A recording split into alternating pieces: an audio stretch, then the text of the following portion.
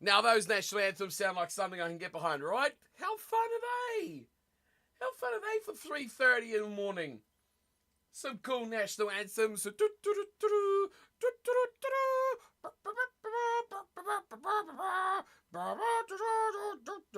don't know how they went. Something like that.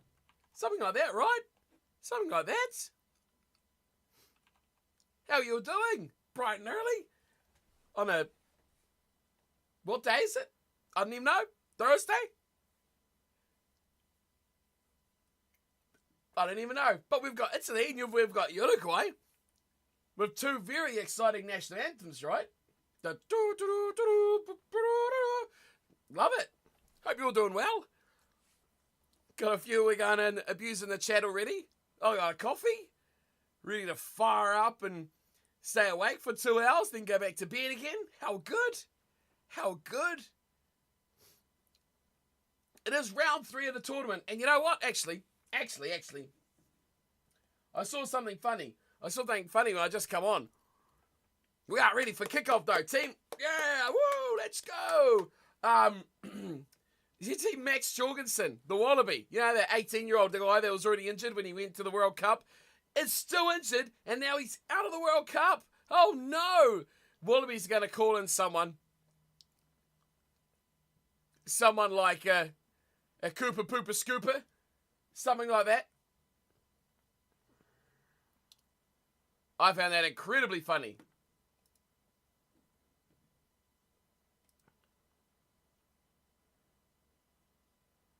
Incredibly funny. So, we're ready to go. Oh, round 3. Game day number, what is it? I don't even know anymore. Game number, hang on. What is it? Game number, are we up to 16? We're going with 16 for now anyway. What's up, Jacko? What's up, Supercard? What's up, Sean? Busy all afternoon sorting out fantasy. It's now shorted. Nice. It's shorted. My fantasy's a mess this week. Yeah, dude, mine's a mess too.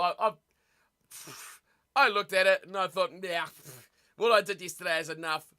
I was up till like midnight last night and I'm like, I'm going to go up in 3 hours. Let's go. Let's go. We're underway. So who's in for an upset here? Who's in for an upset? Come on, Uruguay. Come on, Uruguay. Let's get this across the stats, shall we? Uruguay going to win the game. I like that national anthem, man. Yeah, I did see Argentina. Oh, penalty, Uruguay. Oh, my eyes. Yes. Angus Gardner. All right. Angus Gardner. Let's get that card count going. You just put in the Tongan fly half. Uruguay. Who's got the Uruguayan fly half? Oh, are they going for the corner?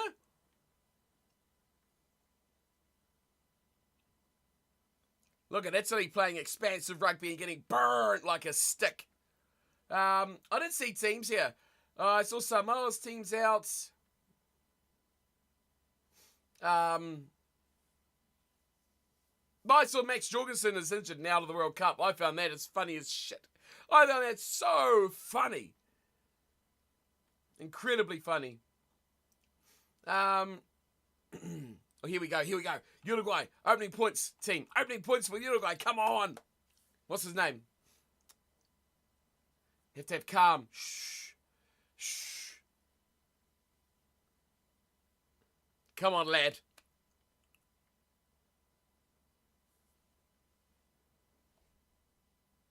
No, he's missed. Boo.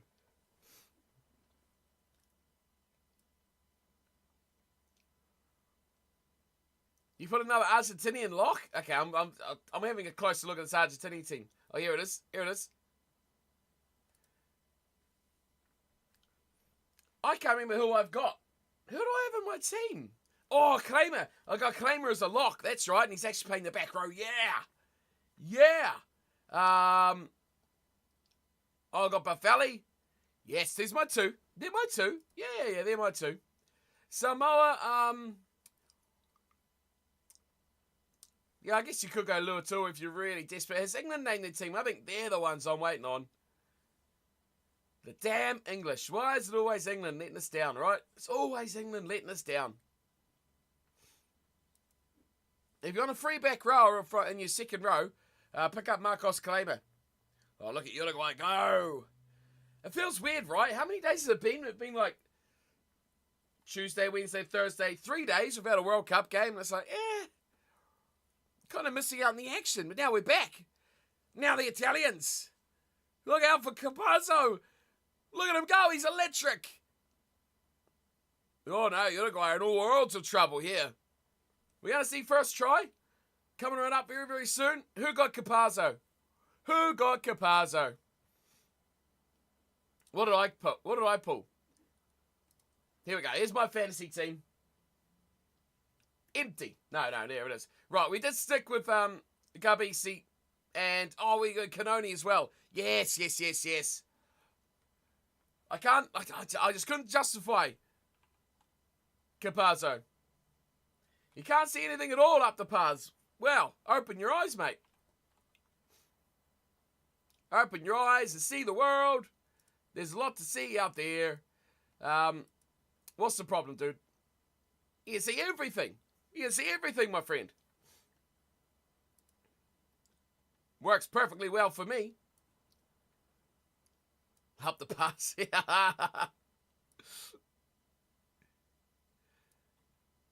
Oh, just think. Let's Go On went pretty quick, didn't it? What a world we live in.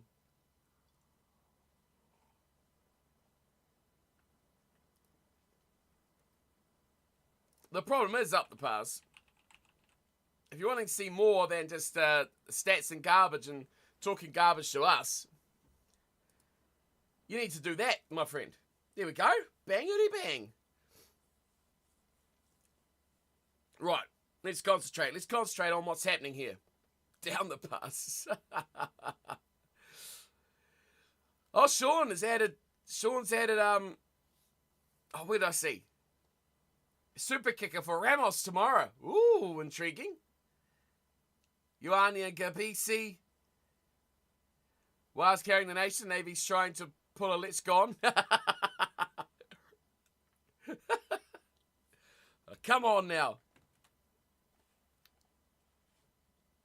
The All Blacks could still win the World Cup, right? Maybe. You know, you never know.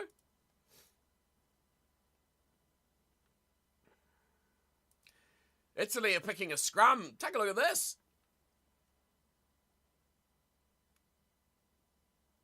No, what we need here is a big number 8 run, right? Let's get back to here. Is Canoni at 8? Oh, he is. Big number 8 run here. Come on, a big number 8 pounder. Jump out the back. Smash some people. I just want to see if Uruguay can actually stay up and perform the same that they have against France, right? I think that's what the really big sort of talking point is from this match, right? That they can actually perform to that level. Not just a one-off fluke, but actually do it more often. Push the Italians. That's a great scrum. And they've charged their way over. Is that Gabisi? No, don't tell me it's Tommaso Allen. No.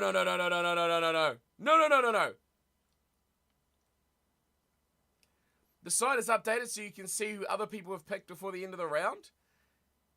They have to have played. No, Supercard. Oh, no. It's what? Okay, it wasn't Allen. It wasn't Allen. It was Penny. Punny. I think. Yeah, it was. It was the winger. It was the winger. Don't worry, Supercard. You can chill out.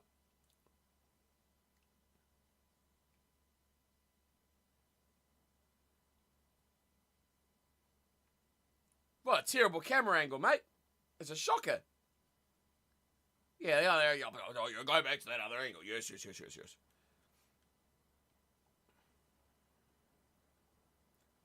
Good job, Tom. And try.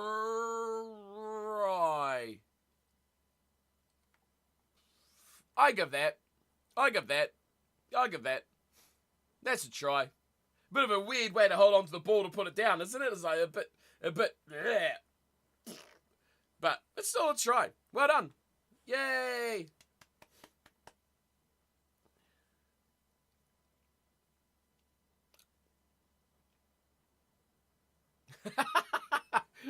Surprised you gave it to the TMO like to get it wrong. I mean, that should have been Gavisi, right? That should have been Gavisi charging in the line. Gavisi goes straight over. That should have been the story. That should have been the story.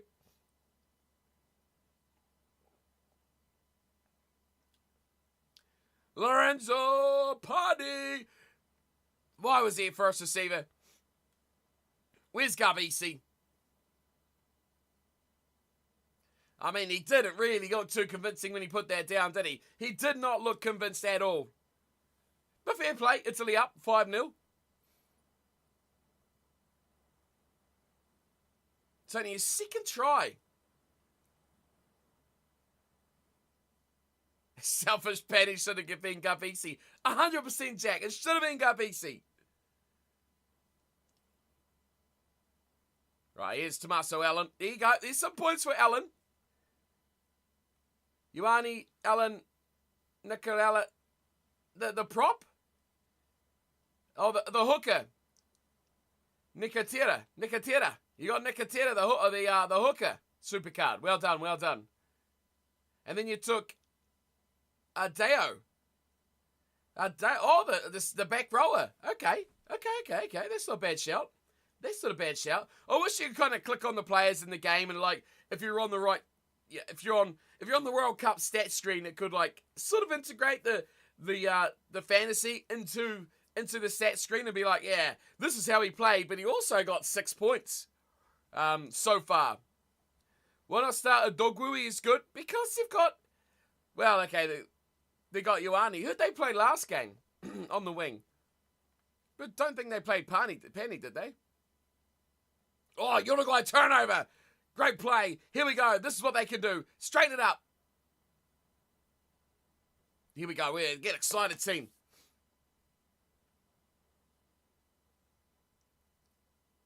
Let's see what they do. They're going side to side a bit at the moment. The Italian defence is holding. Good enough. Hate those sort of passes like that. They look very forward. Uh-oh. Ball squirts out the back. Bit of a rustle for it there. They do get it back. A shocking pass. Straighten up, boys. Come on, Uruguay. Come on. Get a try. Make everyone proud of you. Oh, they've knocked it on. Boo. Boo. I just want to see Uruguay play well. Angus, sort it out. Send someone off.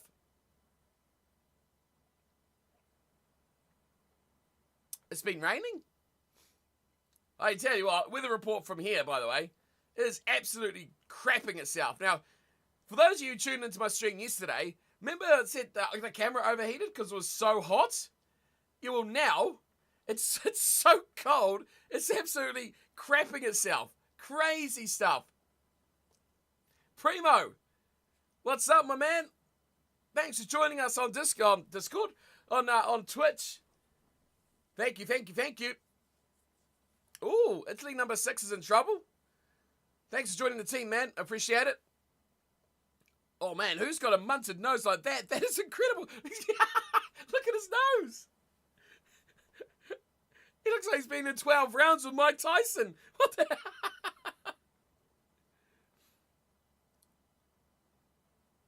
No, come on. He got a rub with the scrum cap. He got a rub with the scrum cap. No, it's not. Nah, that's garb. As much as I want to see Uruguay do well, I don't think. Nah. Pen at best, right? Pen at best. Oh, nah, I don't like that one. Nah. I want Uruguay to do well, right? I'd like Uruguay to be like, yay, we scored tries. But that was... He got a rub up against the scrum cap.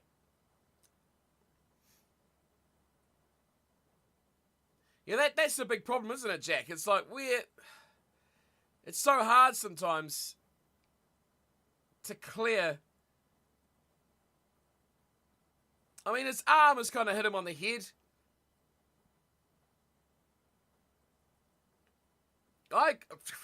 Bloody hell, Angus, I agree. Angus, are you all right? Angus. Angus? Very low degree Angus. Oh my God, guys. We all agree. It's not even a penalty, really, but I suppose anytime you got crap like that, it's Angus sick. Supercard's so true, dude. That's what it's like, right? What's he supposed... Yeah. I don't like it. I don't like it. But good work. Good work, Angus. I like that. As much as I want Uruguay to do well and score a try or two or something cool, it's just like, you know, let's be honest. It's, yeah, it could be a lot worse. It could be a lot worse, right? So, no need to get too over the top about it. That was a clever decision. Yeah, let's give some credit to Angus Gardner, right? So, it didn't let you all use your emotes, which is a bit of a shame.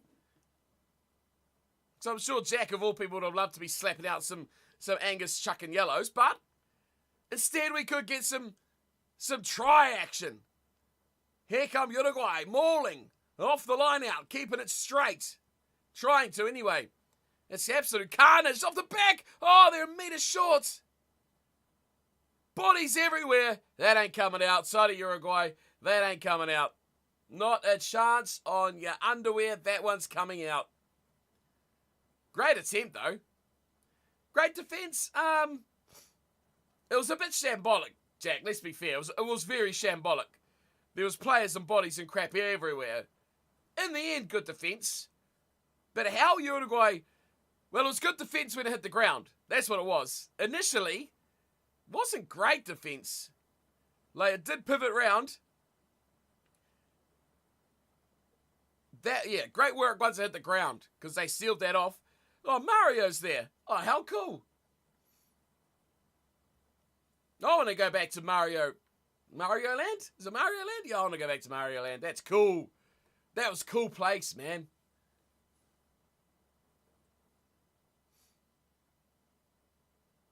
Go play Mario Kart again. Good times.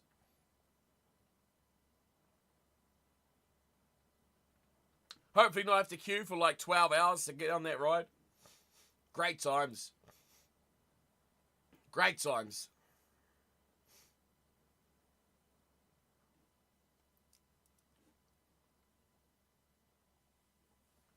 Only 7-0 though after nearly 12 minutes. Early days, early days. Uh-oh. Uh-oh. Angus is getting pissed.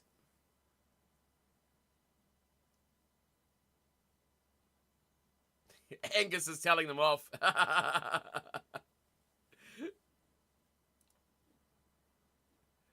You tell him, Angus. You tell him, Angus. You don't do that. Naughty, naughty big front rowers. Naughty, naughty. It's your responsibility, you naughty men. Don't collapse. Stand it up. You told me you were going to be positive. You've not been positive. Angus isn't angry. He's just disappointed. You told me you were going to be positive. And now you're not. How dare you? Get Angus in the front row. Oh, yeah. He just said, I'm not in the scrum. Well, you should be, Angus. Get in there, Angus. Jump in, Angus.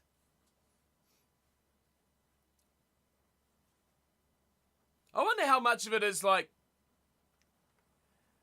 Clearly, a lot of it is just tomfoolery, right? Here we go. The Italians coming wide from their own 22. Dodgy old pass. Comes around, though, for Ioanni's and touch. Knocked on from Capazzo. And we go all the way back. We go all the way back. Good times, man. Italy clearly not wanting to kick, right? We need to see some Gabisi tries. That's what we need to see. That's what we need to see.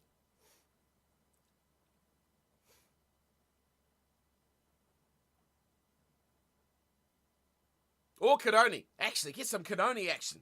I forgot I still had him.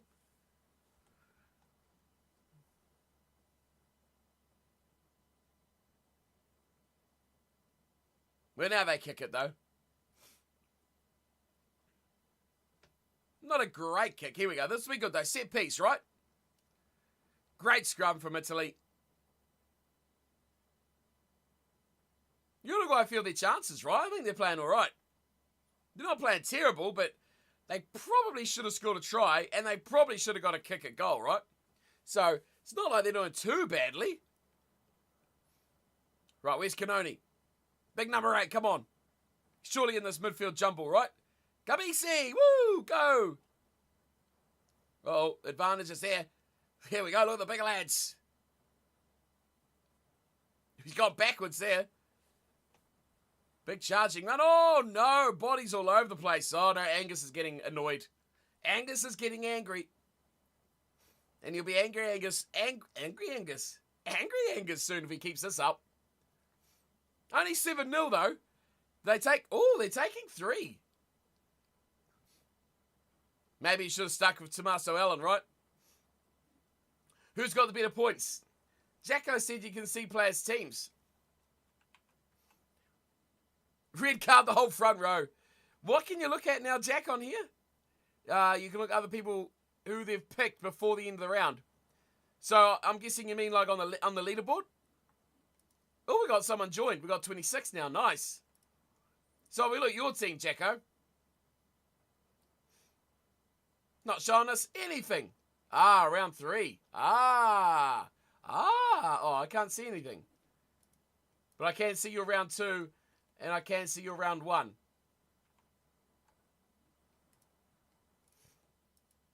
Uruguay think that they can win this. Did you see them in the press yesterday? Going on about, yes, we can win there. It didn't work for me. So you mean you can go to the leaderboard and go like round 3 and see? Yeah, no, I can't. I can go all rounds and that shows...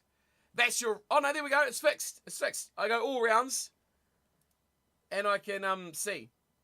Why is Capazzo wearing a red shirt? Why is Ioane in an Argentinian shirt? So Italy have changed their mind. The mark got moved and they've decided to go for touch instead. And the Uruguayans are not happy. And that poor child is a piece of something. Okay, I see you've got 3 guys. Yep. 3 Italians, very ambitious of you. Duffy has gone. I'm not sure how Aliaga is. Must be a Uruguayan player. Gabisi, Capazzo. Right, come on, Italy. Here's a big number 8 try. Where's Canoni? Still, I know this is good maul defence. Very good maul defence from Uruguay. Here, Gabisi, first receiver. Capazzo on the line.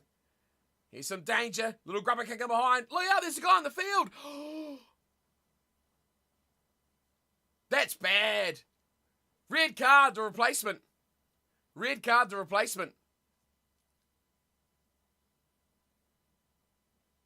A try wouldn't have been scored. It went 10 and goal, you clown.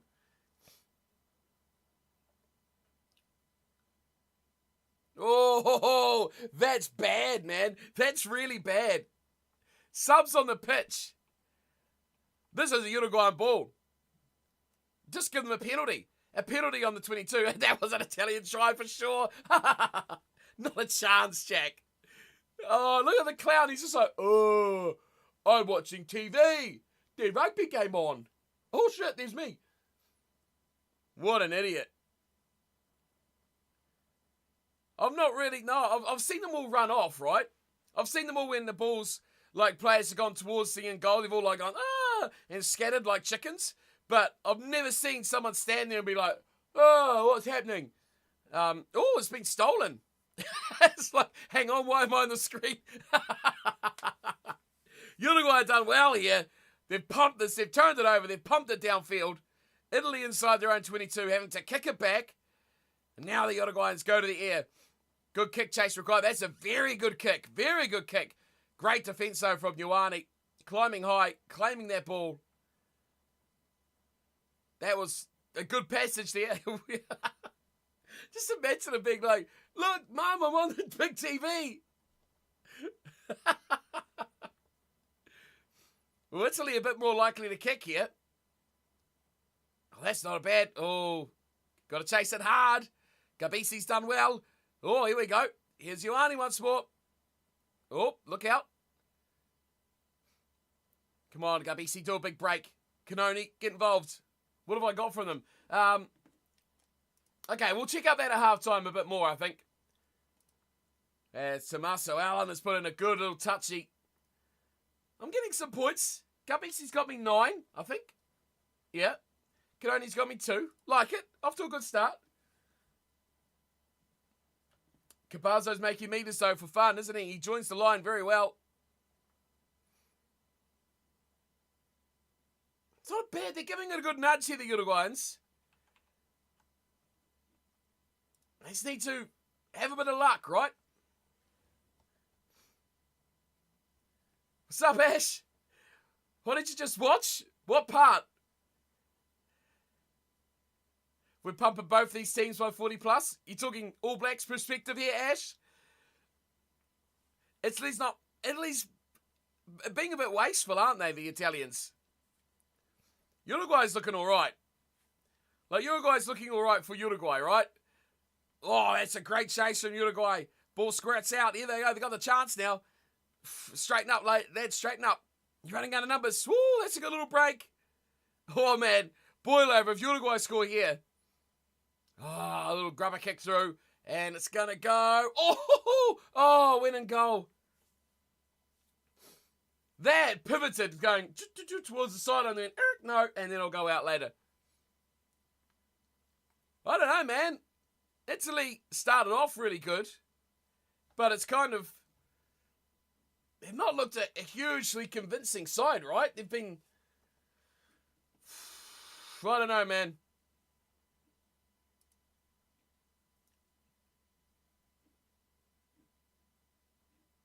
We're looking at something, are we? What are we looking at? What are we looking at, Angus? Come on, Angus. Not another sub on the field. Get off. Get off, water boy. You want to be Rossi? What are we packing down at here? Oh, my coffee's empty already. Oh. On to the good stuff.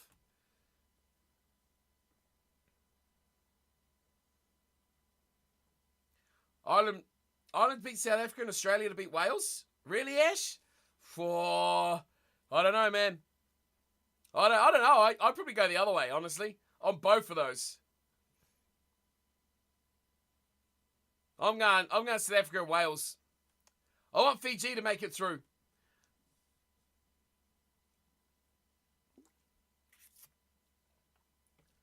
Either way you look at it, though, isn't it going to be a stunning weekend, right?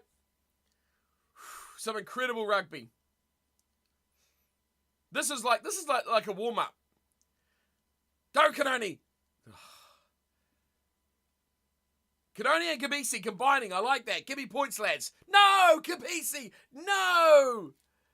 No, you've lost the ball. You've given away a penalty. I need to wake up. Great work, Uruguay. Oh, Ash. Have you seen that Jorgensen is out injured of the World Cup? And he's out. You know, the guy that was already injured and hasn't played and is still injured. Now he's out for the Wallabies. So, I think, I don't know, Eddie Jones is going to call up, he's going to call up Quade Cooper. He's about, hey, Quade, mate, you want to come to France, mate? And Quade Cooper's going to go, piss off, you scumbag. Go stick it up your nose. There's no way I'm coming to France to play for you, you dickhead. You know, imagine a beeping on that. And then we'll ring on Michael Hooper. It's like, hey, Michael, you want to come play 10 for us, mate? Michael will go, look, I got a gig with Stan Sport. Why would I want to come play for you? You're a dick. I'm just going to talk on TV about you and how crap you are, mate. I'm not going to come play for play in France. No. You should go ring up, those other young guys. What? What a kick is that? Oh, 2 shockers. That was a garbage kick. I can't read what's on his head. So we may see Cooper. Do you reckon we'll see Cooper? Do you reckon they'll try and get Cooper in? I don't know. I don't know if they will, right? They're going to call someone up. I can't believe they picked Jorgensen, right? And they picked Jorgensen when they already knew he was injured. He's not recovered. He's still injured. And now they're saying, oh, he's got more injured. What a dick. What a dick. Right, come on, Uruguay. Let's go. Forward, straight. Charge it up. Get try. You could have 6 points. It could have been 1 point game, right? Oh, that's a shocker pass. Oh, my God. Keep Curtly Beale in at 10. What's up, Travis? Thanks for joining the team, sir. Thank you. Appreciate it. Hope you're enjoying the World Cup so far. Join us. Powerhouse of two rugby nations, right? Uruguay and Italy. Oh, it's Drovid. It's not an O, it's an O. Drovid. Noah Lolosio. Yeah, I was gonna say about Noah Lolosio, Supercard. Wilds versus Broncos is a real game this week. Oh, Ash. No, to be fair, since I will be watching it, actually. Don't know how it's going to go for times. Because I've got to... Ooh, that was lucky. That was lucky. Because it's on at like, what, 9:30 at night? Get Curtly Beale in at 10? What the hell? Ooh, bit of dodgy stuff. What have the Italians got? They're looking a bit clueless on attack, right? Italy looked better when they were playing against... Have they played any of the good nations yet? They've not, have they? They've only played Namibia. Oh, intercept! Go to the corner! Go! Uruguay! Oh, don't step in, just back yourself! Oh! Back yourself to the corner, man! 9:50 p.m. it is, Ash. Oh. But Uruguay! Oh, he should have just backed himself and gone! Penalty, Uruguay! Don't kick posts! Right. We get back to what we're doing on Saturday night. Come on, Uruguay. Great little run. Great little run. They're just a metre out now. Ooh, he's a little bit off. Another new advantage, offside. It's going to be a yellow card coming up here. Get yourselves excited, people. This could be it. This could be the moment. I keep checking the camera to make sure it doesn't overheat now. It's pouring down outside, but it's still quite warm in here. I need to turn my fan onto the camera. Come on, Uruguay. Another pick and go. Come on, Uruguay. Maybe go with 2 out. There's wee gaps next to where they got the forwards around the fringes, and they got a wee gap. Oh, it's a big gap right under the sticks. Oh, another charging run. Still advantage.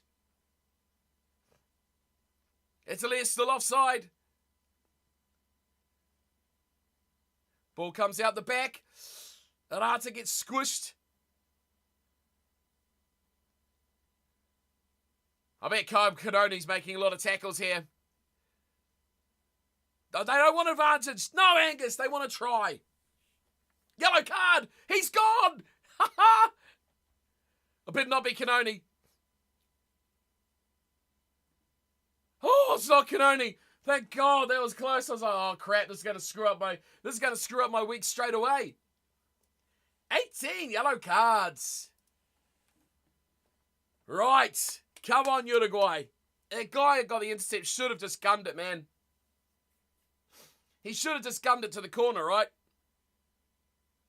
He was so close. Oh, I can't believe it.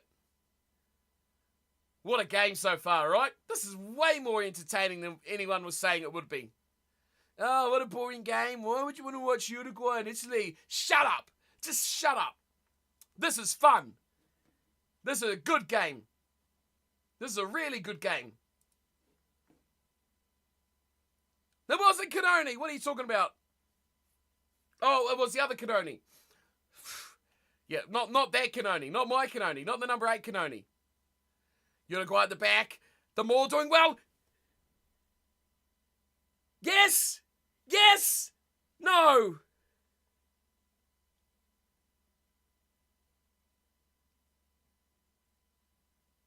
Punch him! Punch him! What language does Uruguay speak?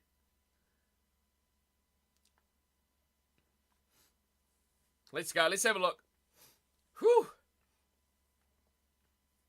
Why, Angus? No, Angus. Angus, you plonker. Jack saying how drop out.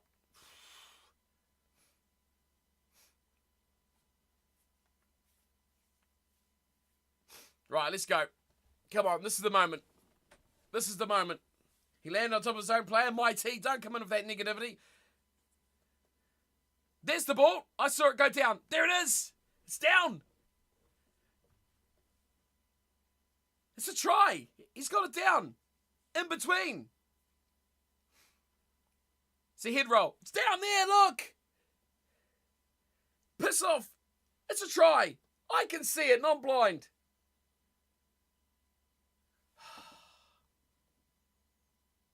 That's down, Jack. Shut up. I can see it. Oh, I saw it. It went down initially, right at the start. You can't see anything from that angle, can you? I think he got it down. I reckon he got it down.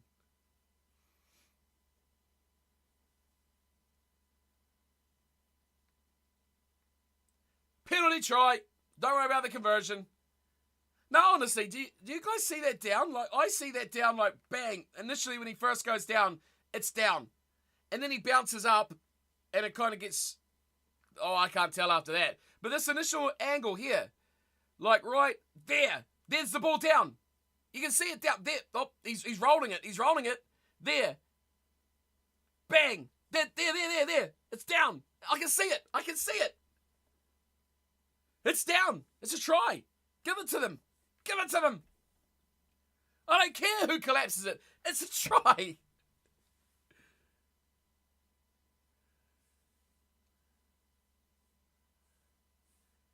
Penalty try. I agree, Sean.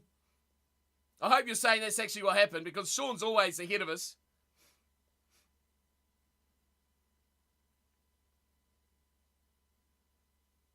Yeah, I don't... Number one's gone. All the people that put Fischetti in their team, he's got a yellow. He's gone. That is harsh, yeah. That's 19 yellow cards, 2 for Italy. Wow. I don't agree that second collapse isn't a collapse. Okay, first one, I'm not sure where the first one come about. But the second one, yeah, they're driving for the line. Did they collapse it as so much as they just drove to the line? That was a bit of a crap call. I hate the penalty try yellow card. Just because you don't get both. But that's the way it's ruled, and that's the way it should have been ruled in the Wales-Fiji game, right? We go back to that time and time again. That's what should have happened. Oh, Monteioane has just smoked that guy. Worst call of all time. It's getting incredibly hot in here, you know. Come on, Uruguay. Play smart rugby. Get rid of it. Yeah, that's a good call. Drill it downfield. Good. It's 7-7, and Italy have 2 yellow cards. Whoa. That's insane. Now, they've got to play smart. They've got to play sensible here. The Uruguayans. Not kick like that. Not kick like that. Well, Angus Carden's not let us down, all right? He's given out 2 yellows. Oh, this guy should have gunned it. He's showing a replay of the intercept. He should have gone for the corner. Oh, he could have done it. It was Echeverri as well. The fly half. It's only if it was their winger. He would have been straight in. But Uruguay got the try. Penalty try all the same. But it is 7-7. Oh, see what I love about this is all the people this week that have been going, Uruguay played their game. They've played their match against France. They went all out against France. They will... They won't have anything against Italy. They won't be able to do anything against the other teams. They've played their game. Their one game. They're all smashed. They've got no players left. Their commitment's gone. Well, suck on this opening 28 minutes from Uruguay. Great defence. Dodgy attack, but they get the job done. And they're 2 men up. Italy are playing league. That's a turnover. He's gone straight through. That guy's playing brilliant. Here we go. Numbers for Uruguay. Oh, it's a forward pass. That's such a forward pass. It's an incredible forward pass. They've missed that. Oh, a little short ball. That one wasn't as forward. The one further back was a shocker. Uruguay, you've bombed that. You've bombed that, Uruguay. Who's this guy getting over the ball all the time? They said he's a number of turnovers that he's got. Great driving tackle up and through. That was great play. Classic Gardner thought he was sick for a moment. He made a good call on that, what was it? I've forgotten what it was. Oh.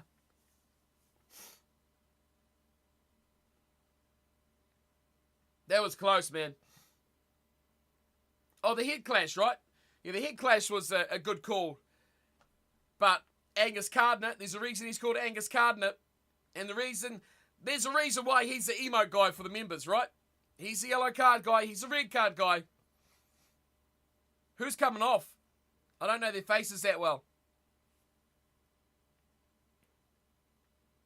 It's not showing me who the changes are, but it looks like a back has come off for a front row replacement. There's a winger, the one that scored. Yeah, Penny.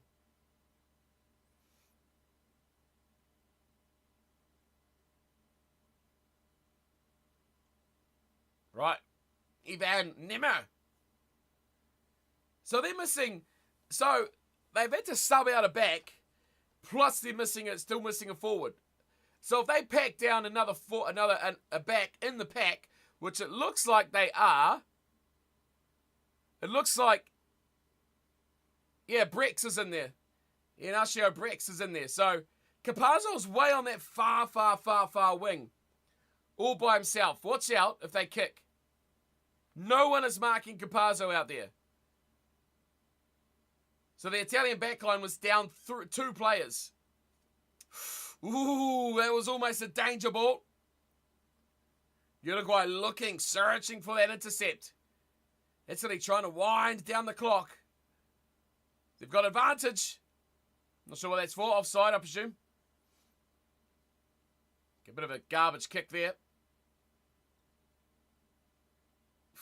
Angus. Angus is getting a bit titchy. He's just on the field, this Nima guy. And he's just tackled a guy off the ball without the ball. Oh, man. Italy's discipline. Who thought that's what we'd be talking about, right?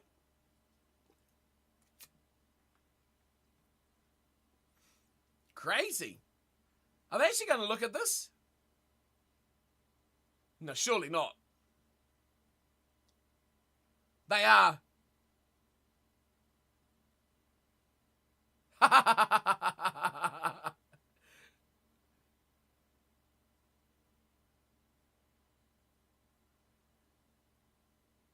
There's going to be a Uruguay penalty. Angus Gardner's taken over, Jack. Angus Gardner's taking over.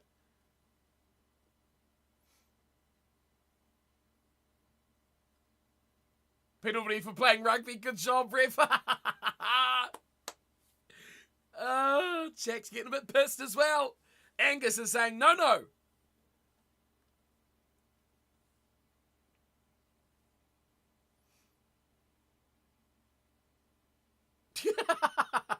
Uruguay is surprised, like, what? There's a penalty for us? That was a bit weird. There was nothing in. He just pushed him. Did he even push him? Or they just have a bit of a clash of bodies, right? Yeah. That was a bit of a crap call. But if you love the underdog, we got a guy. Woo! It looks good. Yeah, I want to see what happened here, actually.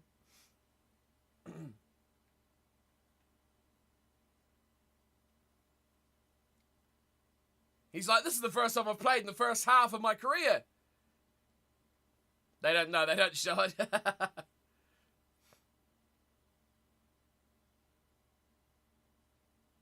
All these cameras that don't show it. And then Uruguay overthrow it. Right, Gabisi, good job. Give me some points for kicking me to sir. Uruguay have smoked it back.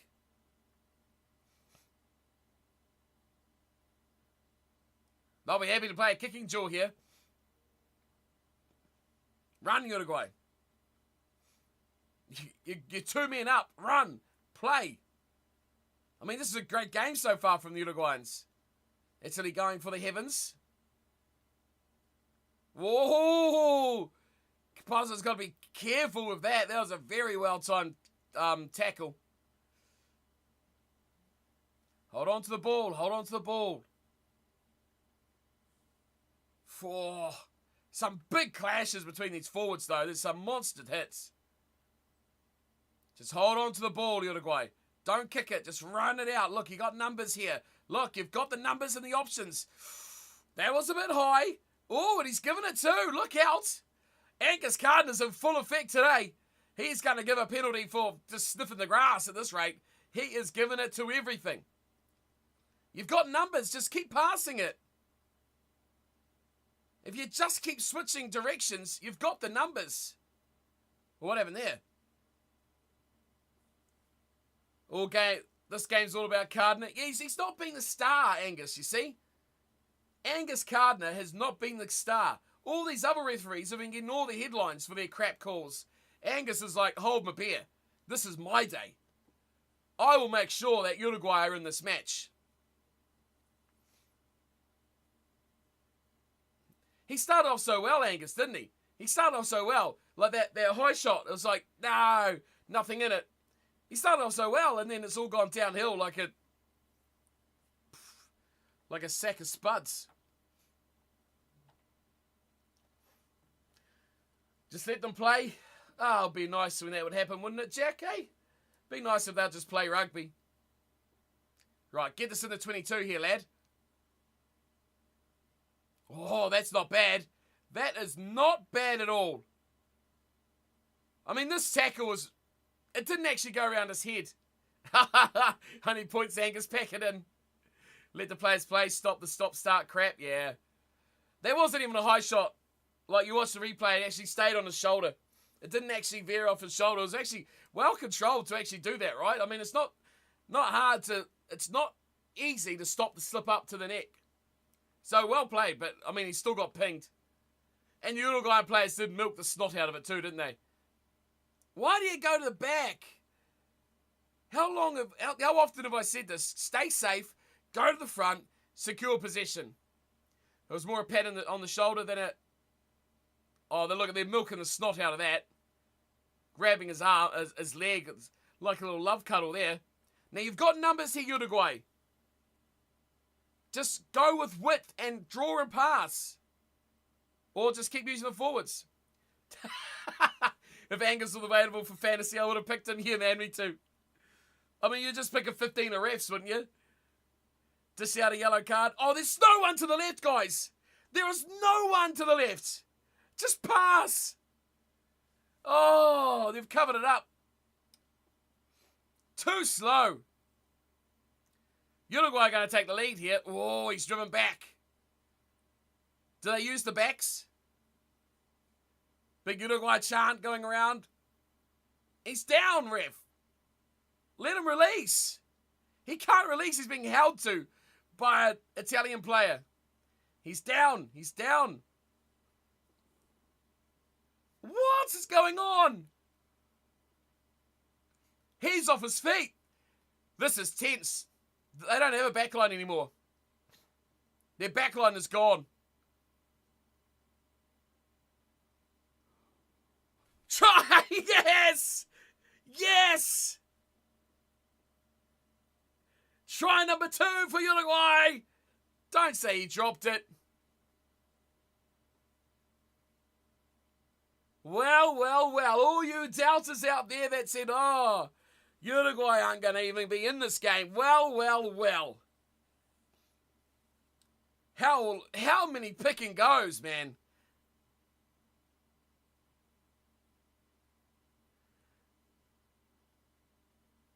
Great finish. Great finish. Great. Brilliant. Use the backs. Use the numbers. Uruguay lead. He's over the line. It's a dropout. He dropped it. What? There was no drop.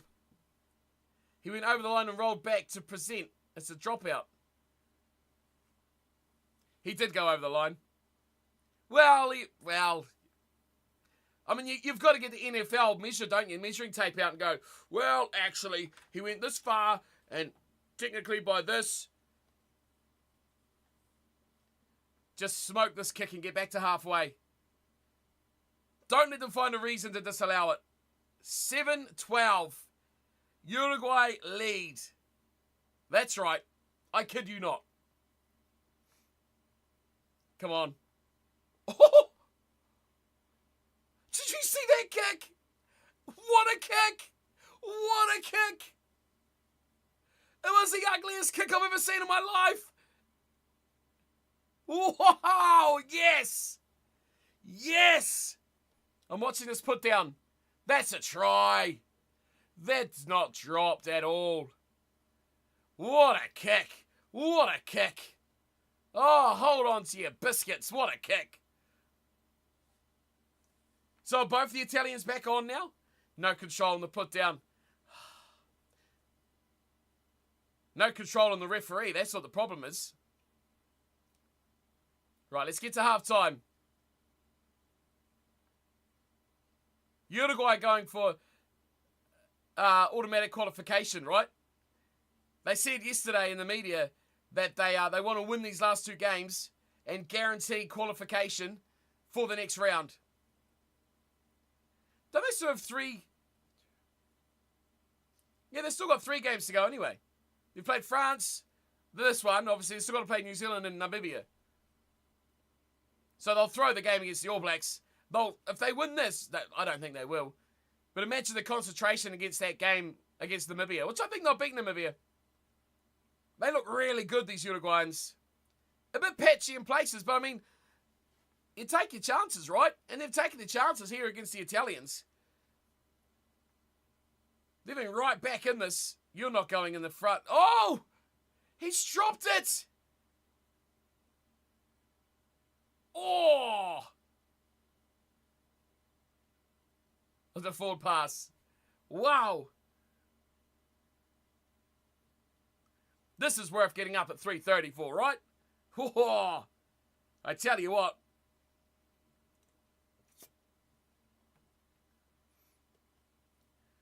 Their attackers just sloppy poo. Who, the Italians?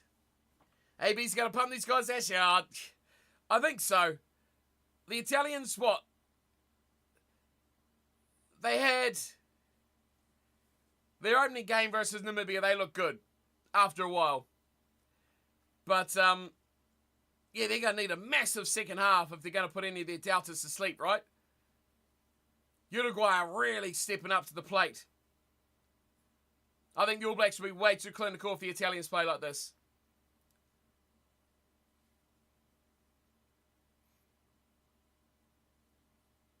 So Italy's last 2 games against New Zealand and France, well, that's going to really, jeez. That's going to really screw them, isn't it?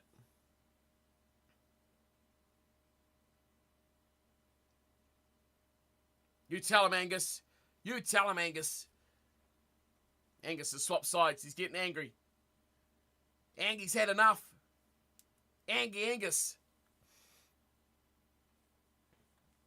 Yeah, I think you're right, Ash. I think it's going to be... France are going to smash these guys. Well, France play Namibia tomorrow. I think that's going to be a bit of a dumping. I still think the All Blacks will go pretty much full strength against Italy and they'll rest up against Uruguay. Well, partially rest up, right? You've got enough team, enough players and enough rest break that you can play pretty much, I think, near on your full strength team, right? This fan is blowing fluff in my face. Oh, is that a droppy?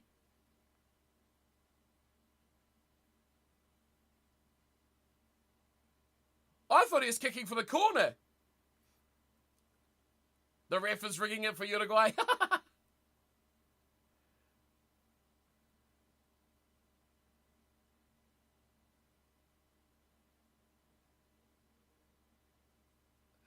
It didn't even look like a droppy. He lined that up so quickly. Oh, give me a replay. Come on. Feed me the drop goal, Uruguay. Come on. Is it over? It was flat. It was ugly. It was wobbly. It's over. Uruguay. Wow. Half time, it is 17-7. Uruguay leading Italy. Eat that. Eat that. That is over. What's a kick? Oh, dude, screw fantasy, man. Come on, this is monumental. This is one half of rugby from Uruguay. Let's go, Supercard. Yes, my man. Italy being shut out. 2 yellow cards. It's halftime. It is 17-7. Woo-hoo-hoo-hoo. Unbelievable. Really is unbelievable. I'm loving it. It's not a McDonald's ad, by the way. How so good? I thought they'd go all right, but this is far best than what I expected. Ref's doing it for them. Not the best drop goal, Ash? Nah, it wasn't the best drop goal, but hey, they all count at the end of the day, right? Doesn't matter if it flies over or it just skids over or whatever. As long as it goes over, it's over. Crazy dropping, Micey. It was super crazy. I thought he was kicking for the corner. I was kind of just watching it and just seeing the ball go up. I was like, oh, that's a bit of a crap. Why would you kick to the corner when you're on your 10-metre line on attack? But no, he smoked it. He absolutely smoked it. Ugly, yucky, dodgy, wobbly.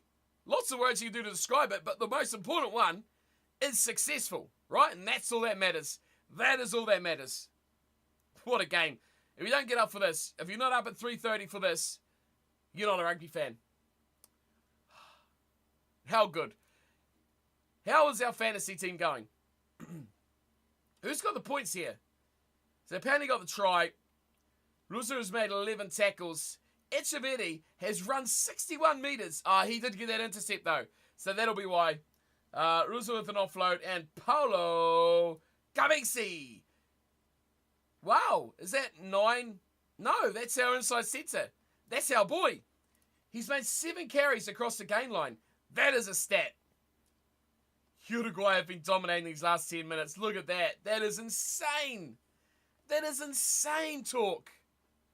Not pretty, but they all count. So true, my team. What's up, Pimpan? Midweek rugby with your dinner? You can't beat it. Can you beat it? No, you can't. You can't beat it, Pimpan. How are you doing, sir? Welcome along. I wish it was dinner time. I'll tell you what. It's like, what, 4:40. Oh, I'm half asleep, but it don't matter. It don't matter. I'm going to go to bed after this game. Since there's no 7 o'clock game, which is a bit crap, right? But how awesome. How awesome has this first half been? What have you thought about it, Pimpan? You've got the opinions. Everyone else has been spewing their opinions. What are your thoughts? It's been an incredible, incredible half. Completely against run of plays, right? Really exciting. Uruguay have been the better team, though. Let's look at the stats. More meters. Why do I do that? Their scrum's been a bit dodged. Line out's not the greatest, but I mean, look at the Italian scrum. 5 out of 7. Penalty count, certainly gone against Italy. Well, double the tackles in defence. Only 5 missed, though, from 95 attempts. That's pretty good. 2 missed from the Uruguayans' 42 attempts. Number of turnovers. It's been a bit scraggy in that aspect of the game. Great tries, though. How good. How so good. Defenders beaten 5 from Uruguay. 2 by Italy. For a team that's had a lot less ball, they've actually made more passes, the Italians. What a fixture so far. What a fixture so far. Nice is popping off. Oh, no, Pip-Pan. Boring half.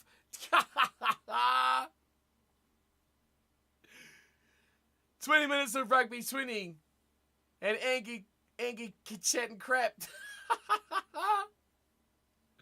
Oh, good stuff, Jacko. Come on. What are we looking like for fantasy? Canoni's got me 8.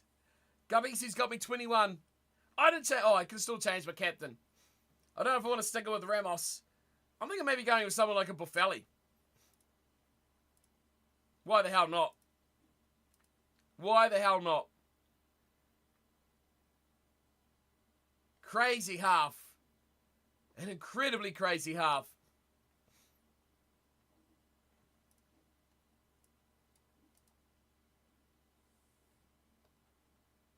Italy started off with this and raw, didn't they? Really, they did. Would this be a bigger upset than Fiji beating Australia? Hope Uruguay do the upset. Pim Pan. I don't know. What do you guys reckon? Say this stays the same and Uruguay win. Would this be a bigger upset than Fiji v Australia?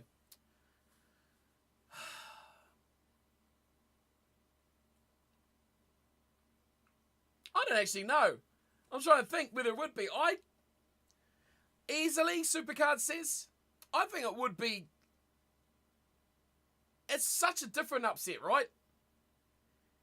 Because we normally consider an upset like a tier 1 top tier nation losing. Like we see Australia losing, South Africa losing, England losing, a top tier, the All Blacks losing is an upset, right? But Italy's not a top tier 1 nation, right? But losing to a team like Uruguay,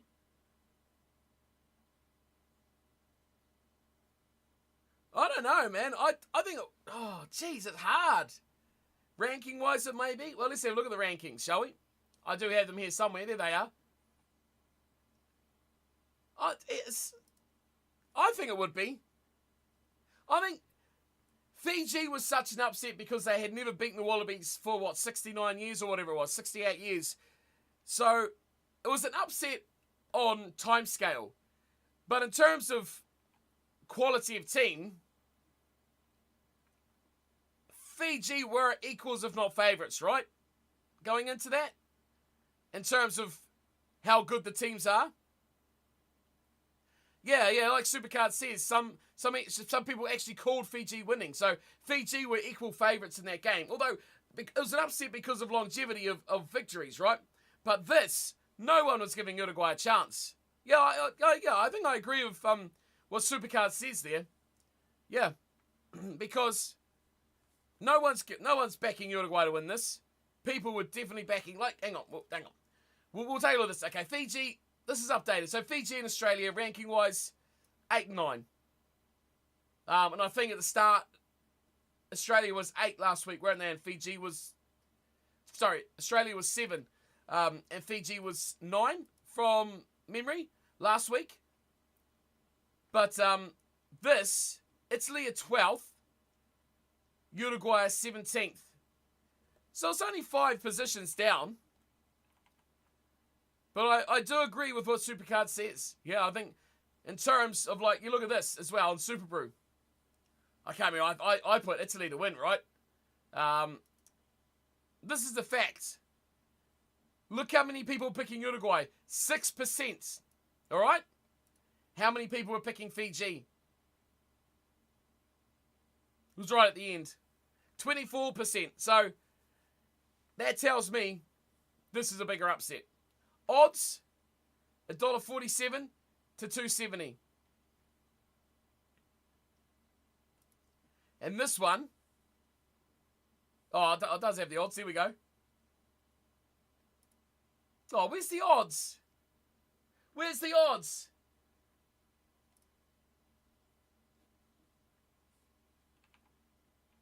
Don't have my odds there. What's up, Dario? Cheers for following, dude. Appreciate it. Welcome to the team. Hope you enjoy your stay. Enjoy some rugby, my friend. The sub has lost Italy the game. What do you mean the sub?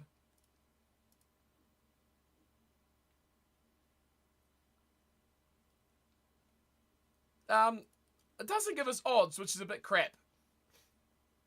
But I can surely, this was $1.05 to nothing. So yeah, I think this is a bigger upset if it stays than the guy that stood in the the guy that stood in the end goal. Yeah. I mean, it could have cost him a try. It was a pretty equal chase, wasn't it, at that point? Yeah. I forgot about that. That was the funniest point in the first half. Crazy stuff, right? That was really stupid. That was really, really stupid. But funny. Really funny all the same. Imagine if he just turned around and kicked it or something, or it hit him. If it hit him, it would have been even worse. But yeah, I think I do agree. I do think this is a bigger upset if it stays this way than Australia and Fiji. It did hit his boots, did it? It skidded past very close, didn't it? So yeah, you might be right. You might be right. That's even worse though. That's even worse. What a half. What a half of rugby. Now I saw someone say they got 40 points. Team has been updated. Pimpan, I had the Uruguayan prop in both second rows from the last round already. Are they playing today, Pimpan? Oh, Sean. How have you got 40 points already, Sean? You probably got 21. Most people had Gabisi, so where'd you get the other 20 points from?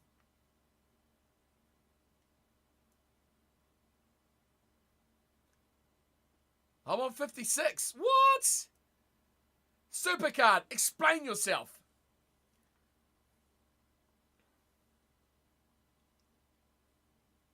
I mean, as long as you got players that are actually involved in the games they Pimpan, it can't be that bad, right? An Italian lock. God, actually, can we look at this? Nah. It won't let us. That's a shame. Okay, everyone's saying 0 here. Okay, that's not great.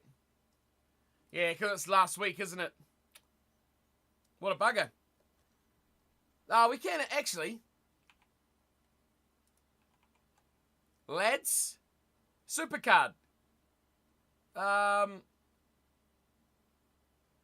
trying to think of what your team is, Supercard. This guy, that's right. Okay, I see what you've done here, Supercard. You've got Nicotella. It's got you 22 points. Nice. Ardeo's got you 21. Allen's only got 8. That's what I wanted to see.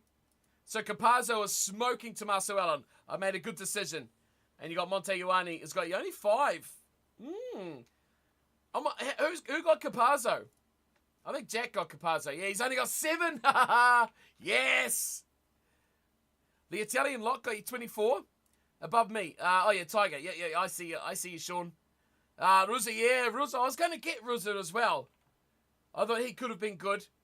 Cheap option. 25 points. Very, very, very nice. Kadoni's not done well for you like he hasn't done well for me, but still. If he picks up another 8 or 10 points in the second half, I won't be too disappointed. Because again, a cheap option. If you can pick up 20 points or something, then we're certainly on. This drop goal, no one expected that drop goal, right? Even the Italian defence was just like, whatever, who cares? And he just smokes it. Fair play to that lad, right? Fair play. I haven't cheesed it this week and picked 6 players from this game, then changed them out for tomorrow's game and so on. Oh, they are giving you points? Nice Pimpan. As long as they're playing, right? That's the thing. If you miss a game or you miss a lineup, the fact that you can look at it and go, yeah, at least they're playing. At least they'll get a couple of points for playing 60 minutes or something. Yeah, Tiger, you're going all right, dude. That was a good call. The Italian second rower, good call. I contemplated that, but I instead stuck with what? Gilchrist and Claimer. See, now Claimer is playing back row for the Pumas, so that's why I'm a bit more excited about that one. Who else have I got? Confirmed wise, obviously these two, my Frenchies are confirmed, and now I've got my 2 Argentinians confirmed. So England's the one I'm really waiting on. I think if England don't play Laws and Earl, I've got a lot of mixing around to do. I just hope for some tries for Italy. I I don't know, do you think Uruguay can actually hang on to this lead? Ash thinks in Italy come back and win? Yeah, I think you're right, Ash. I think they will come back. I don't know. Some tenacity here from the Uruguayans. I mean, just play like they've played, right? Although they did get 10 minutes or so with a 2-player advantage. So, I don't know. They've just got to play smart. They've got to kick well. I don't know, man. This is going to be a tense one. I don't think I'll be sitting here, like, fighting over the win, right? It's crazy. It really is crazy. Let's go back to the stats for the second half, which has just kicked off. We'll bang that there for you. So you can keep in touch with the tries and the scores. Right, here's Capazzo. Everyone's hoping that he'll get some points. He's been smoked. He might even lose that ball. The Uruguayans are very good at the breakdown. Found much like the... Ooh, was that knocked on? Allen? Ooh, I think that was knocked on, but he's got away with it. He stuck the arm out. Yeah, just kick Uruguay. Make the Italians play it out of their half. Capazzo. Little kick over the top. Uh-oh. Oh, very good. Very good hands. What? Pimpan. Heard it here first. Gilchrist will get a red card on Sunday. Dude, he's on my team, man. He's on my team. You can't say that. Against Tonga? Really? Nah. Why do you say that, Pimpan? Why are you trying to put my team on the downer, dude? Playing on the ground? Who's playing on the ground, Jack? I didn't see any of that. If they're in yellow, they definitely didn't do it. Whoa! Oh, I'm glad I didn't go Ioane. He has been shut the hell down, man. He's been getting smoked. Good defence so far from the Uruguayans, but Italy slowly making their way upfield. There's Canoni. Good run, Canoni. Capazzo was looking to get it. Here's a high tackle Merchant. And unless we get the Welsh-Irish ref, he will get carded. I'm going to take your comments. What about penalty Italy there? What about the other Scottish lock? Richie Gray. Better option, do you think, maybe? I thought Gilchrist was quite a, what's the word to put it, industrious sort of player, you know? Just works well. Does the basics. We've got a bit of an eye clash here. Uh-oh. Yeah, Richie Gray, the old Gray brothers are pretty good, aren't they? So what's to look at here? We're looking at this. Oh, we could be up for a yellow. Another yellow for Uruguay.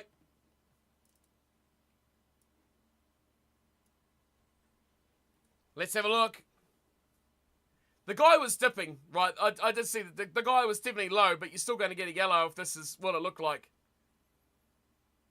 Gilchrist is very much your dark art second row. Who would you go for, Pimpan? If you had to pick. I'm not even watching these replays. There was nothing. I mean, the 12 didn't even move, did he? Like, the 12 just stood there. Oh, no, he wouldn't.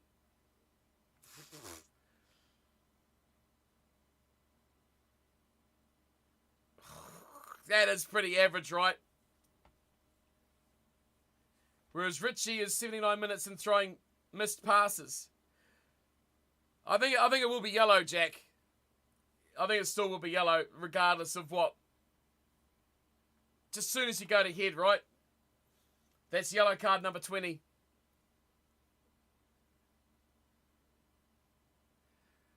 I agree, that's a bit crap. But what can you do, right? Like,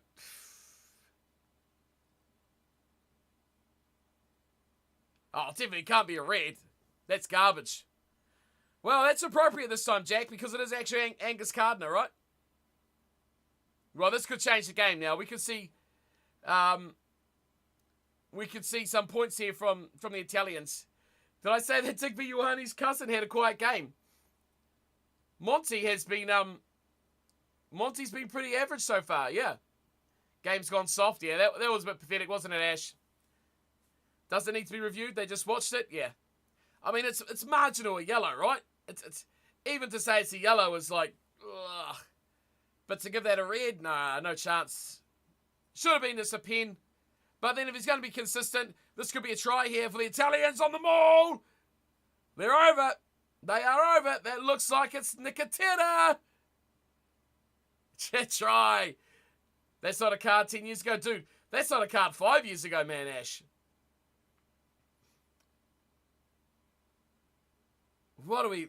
Yeah, we are looking at a lot of stuff on replays. It's going past the point now of looking at the game to get the right decision, to looking at the game to get every decision.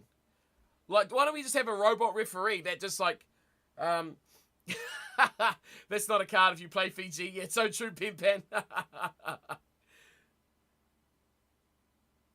Well, he's on his arm.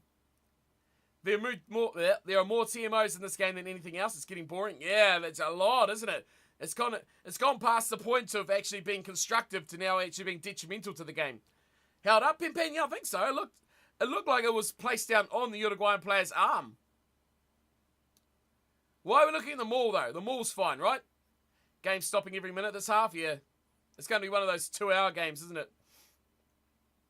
Well, it looks like he's held up.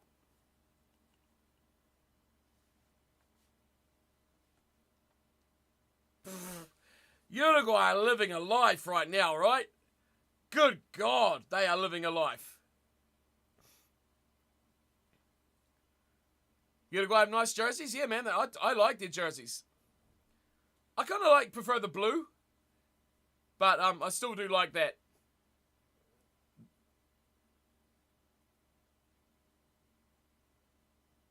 So the yellow card stays yellow. Surprise, surprise, right? Just wasting more time, Angus, right? It's ticking on, ticking on. See, you're setting the captain off, mate. You see, he's gone. He's in the bin, you dick.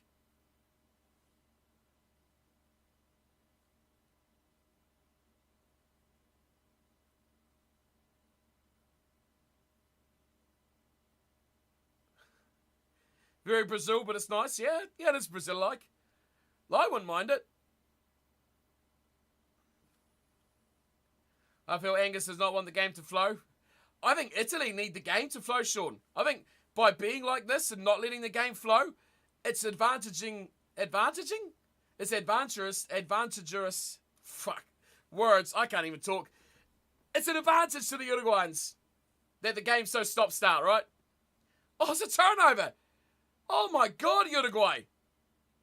What are you doing? You're possessed. There's a man down here. Oh, no. Oh, they've almost kicked it at the guy that was on the ground getting medical attention. Here come the Italians. Go, Canone. Yes. Guys, was Italy that bad or was Uruguay was doing good? The referee, dude. The referee, Anti the root. The referee was really in control. Uruguay were good in patches, man, but Italy got a couple players sent off in the first half. That cost them. So a bit of both.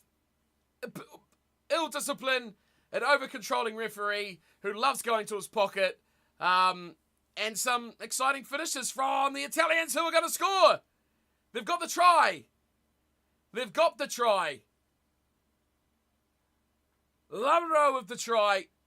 But he's not awarded it. As someone who has the pleasure of being in the Northern Hemisphere, Italy is a couple of years away. We'll be finishing third in the Six Nations. Yeah, honestly, Anti, we're just talking about this. The stop-start nature of the game is advantaged Uruguay, who are doing very well in the breakdowns.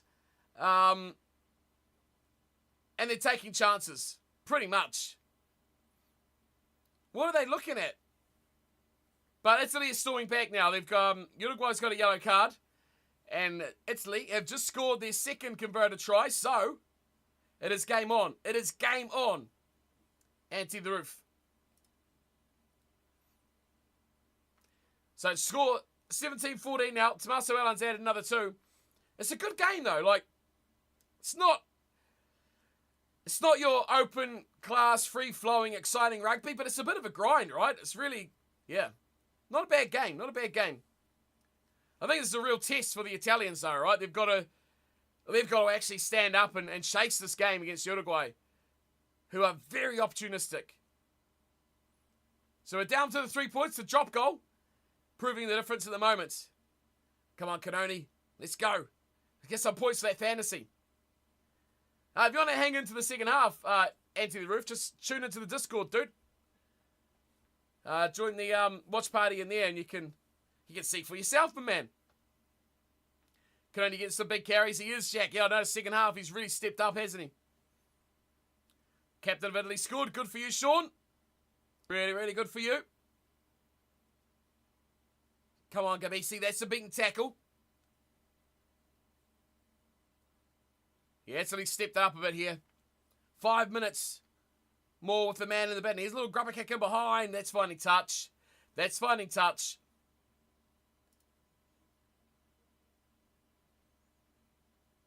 Doing well. Doing well. Uruguay fighting back. Nice to see former Scotland under-20 Tommaso Allen doing well. Pimpan. Pimpan's holding some grudges. Come on, lad. You got 4 minutes. 4 minutes to get up. Yeah, milk all that time, Uruguay. Milk those 4 minutes. Oh, yeah, that's what I talk about. Go to the front. Go to the safe. Just do the easy. No grudge. He picked his birth country over his dad's. Can't blame him. Fair enough. I mean, how much would he be playing for Scotland, right, Pimpan, you reckon?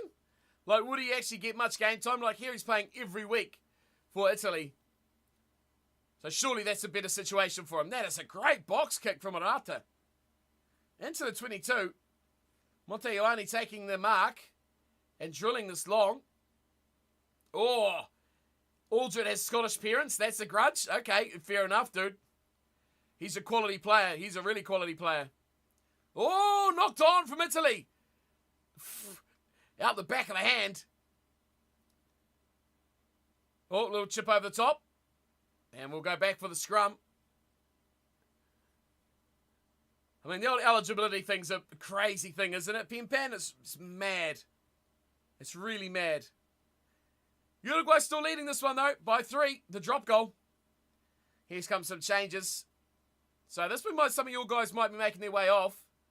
Lamb coming on.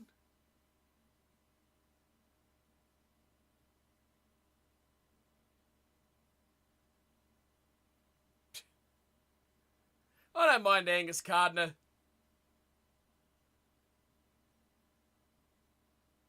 He's a bit over the top. But he does talk to the players very well. It's nuts, but I like it because it helps nations like us. I mean, you get the good and the bad, don't you, right? You get the good and the bad. And it's good that, I mean, a player should choose, right? But I do like the fact that now we're getting players who actually want to play for Pacific Islands. If they can win money through domestic rugby. As in playing in the Premiership, in the top 14, URC, leagues like that.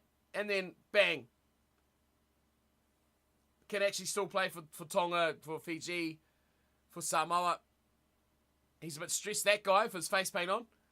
It's a shame that he didn't see someone as class as Fekitoa internationally for years. Yeah. That's what I mean. They chase the money, but not like in a way of greed, right? They chase the money for security. And they will always put their family, because that's the way Pacific nations are, over most other things, right? That's why New Zealand's the easy thing, right? Just go to New Zealand, get a Super Rugby contract, an NPC contract, you get the money, you get the security, and hey, if you can play for the All Blacks, even better. Even better. And then you use that to go over to France and Europe and that to get the big cash. Same for Piatel. Piatel didn't really get the fair nudge, did he? He didn't get the nudge for the All Blacks, which is a shame. But, you know, when you're playing in a class against Ben Smith and a lot of big names like that, Oh, charge down. Oh, ball's bounced back. It's gone forward again. It's a bit of aerial ping pong. Oh, no. He's having a disaster too many at the back. Advantage is over. That's a big, big play from Italy. A charge down, a messy ball.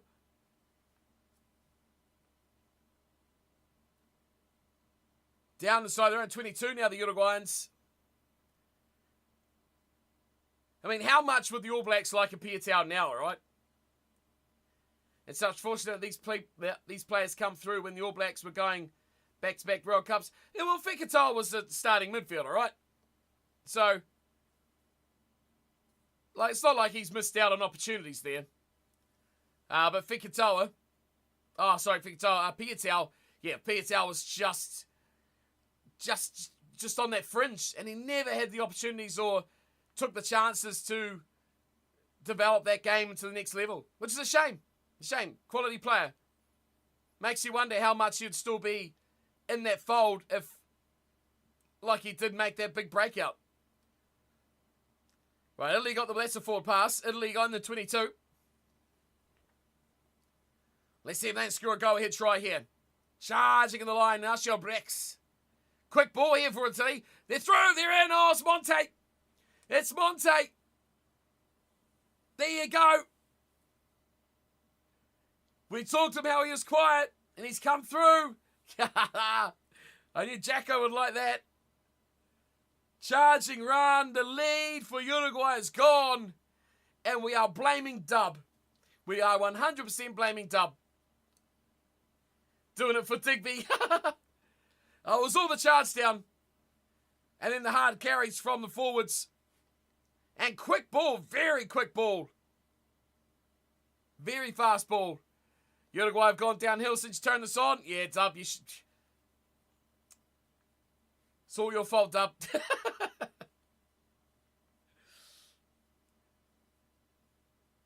Big comeback from the Italians. 2 tries in the second 40. Easy kicks for Allen. It's what I do.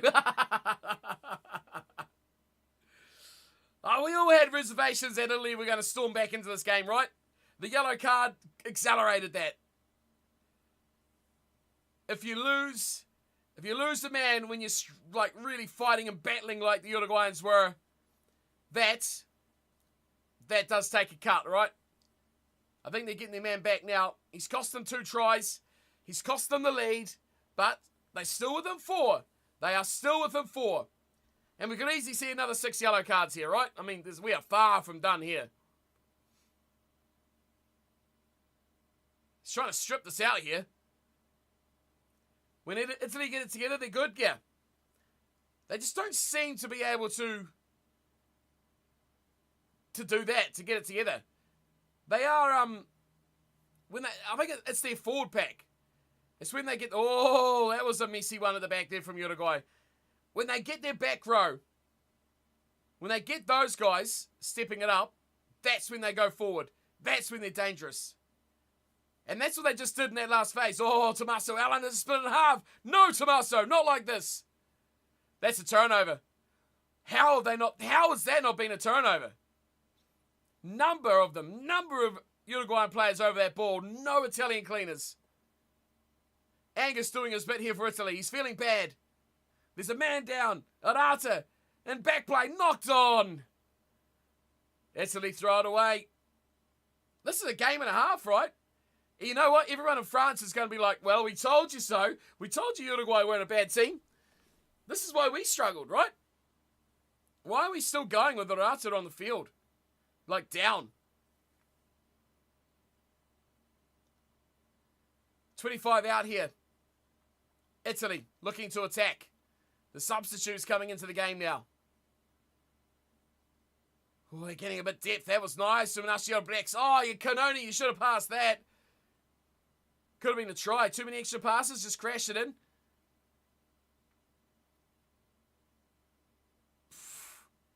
They are just 5 out now. And they're slow to the rucks. Get it. Is that my boy? It's my boy. It's Canoni. Yes. Yes, Canoni. Yes. Give me those points. Canoni's in. And Uruguay have gone to sleep. 60 minutes is too much for them. The yellow card killed them. Great power. This is what I love about these Italians. These back rowers. The big boys. Pellegrini. What a shame he's not here. But oh, he's dropped it. Are they going to look at that? They made a mistake not giving Crowley a new contract.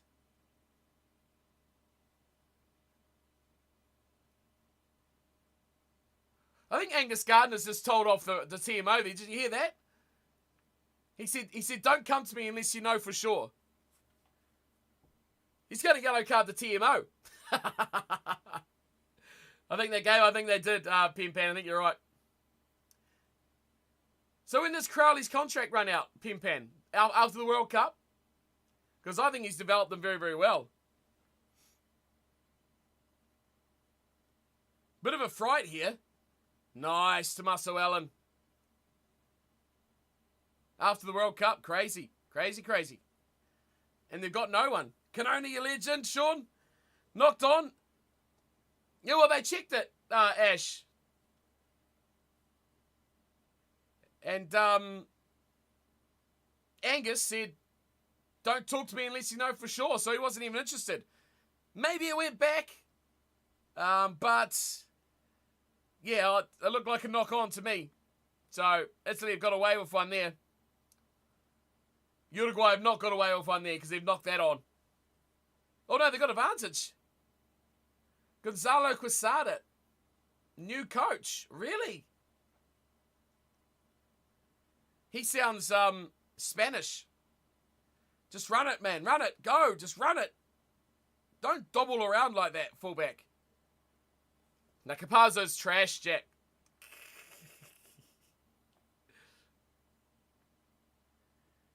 We're going back for the scrum. Come on, Uruguay. We need another try, Uruguay. Let's look up Gonzalo Quesada. Sounds like he's the new coach for Italy. Who is he? Oh, he's Argentinian. Presently coach for Stade Francais. There you go. Pimpen.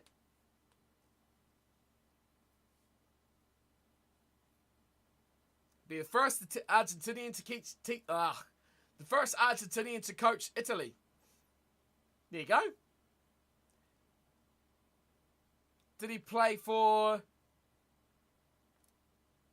Argentina? Oh, he did. 38 caps between 96 and 2003. There you go.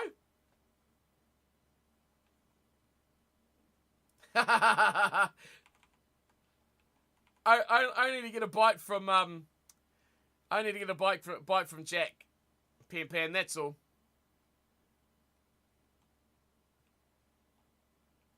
Better than your New Zealand fullbacks. But the thing is, Jack, we don't have fullbacks because we play them at 10. So you got no one there, mate. We don't play fullbacks.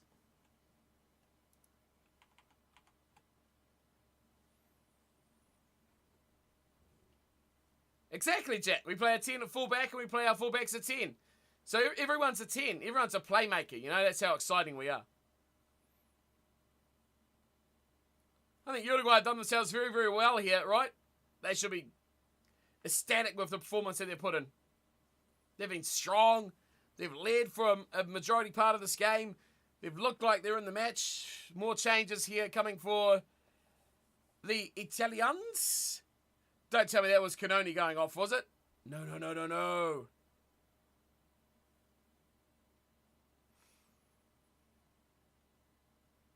Negri's off. Okay, that's all right. Fusco on for Gabisi. The number 9 Gabisi. Right, here we go, Italy.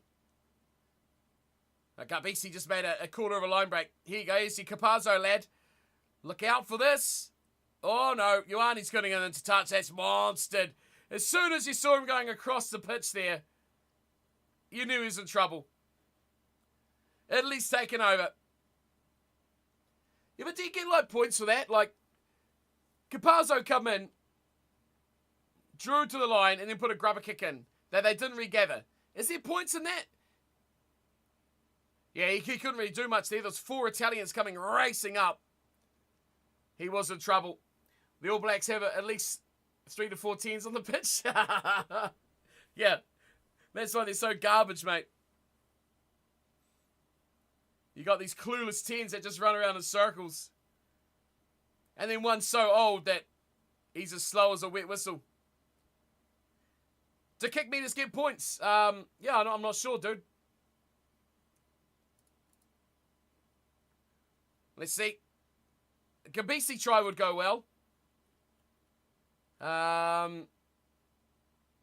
Tackles, line break assists conceded. Doesn't look like kicking meters. Conversions, penalty goals, drop goals. They're very close here, Italy. 5 out. Now they go the backs. Oh, Nasser bricks. There's another one. It's blown out now. Doesn't look like it's sub for kicking meters. No.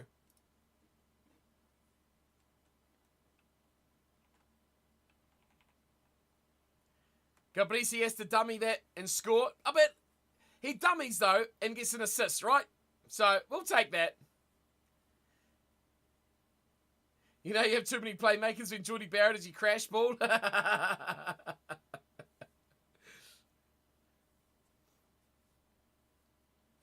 don't think the All Black backline, the All Blacks backline doesn't have anyone playing in position. Aside from the wingers. And I guess if Moanga plays, he plays in position. But your midfield is a fullback and a wing.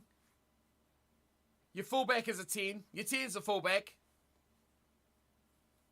At least they gave you a competitive first half and we have to wake up so damn early. You're right, Dub. We picked a good game, right? We picked a good game. And our boys are doing well, right? Not Capazzo. Canoni's going well. Gabisi's going well. We only had 2 Italians. We've done well to, I think, go with just 2 players from each sort of game. Yeah, you're right, Pan. I do agree with you, son. Oh my God, what was that? That's almost an amazing kickoff. Do you have any idea what happened there? 96 points for you, Jacko. How long's left? We've still got 62 minutes gone, so still 18 minutes left. Well, it was fun, right? Gabisi being moved to 12 has kind of worked. Yeah, it's given them a bit more playmaking option, right? But it just goes to show Italy, though, if you starve them out of this game. Oh, no! They've taken Canoni off. No! Madness. Yeah, I think the dual playmakers kind of work quite well for them.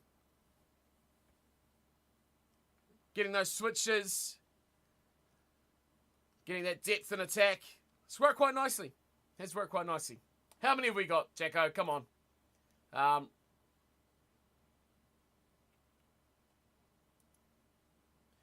Angus is telling everyone off, so I'm just going to ignore that. Oh, Canoni, so good. Oh, yes. 40 points for Canoni. 43 for Gabisi. Oh, nice.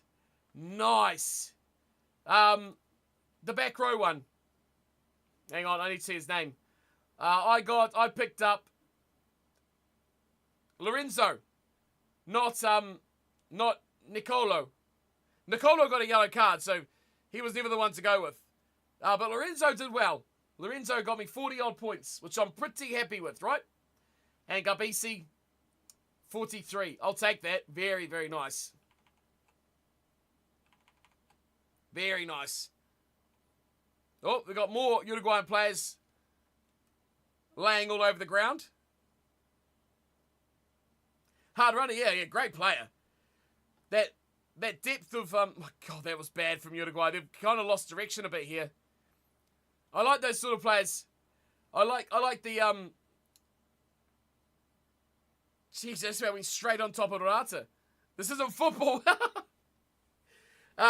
Yeah, I was about to say, exactly him, Pan. I was going to say, I really like that, Polledri. Pellegrini was the guy that kind of led this charge, right? What happened there? Oh, he got kissed in the smush. And yes, Pellegrini is injured. Why has he dived? What a puff. Come on, it might have hurt his pretty face. He's a back. He's going to get a yellow card. Imagine that.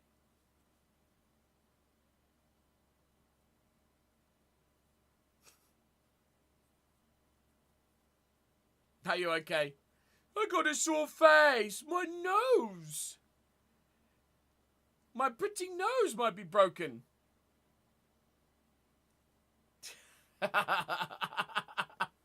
The sheer power of Lamara has hurt that diver's future children. It's always scrum halves, isn't it, Mighty? It's always scrum halves. Nick White 2.0. Supposed to be a rugby player diving like that. Pathetic. Jesus. Put the boot in, guys, man. Poor little Arata. 35-17 it is indeed, Sean. Started off so promising, right? 17-7 at half time. Italy have powered on in the next 25 minutes of this half. Well, of the second half.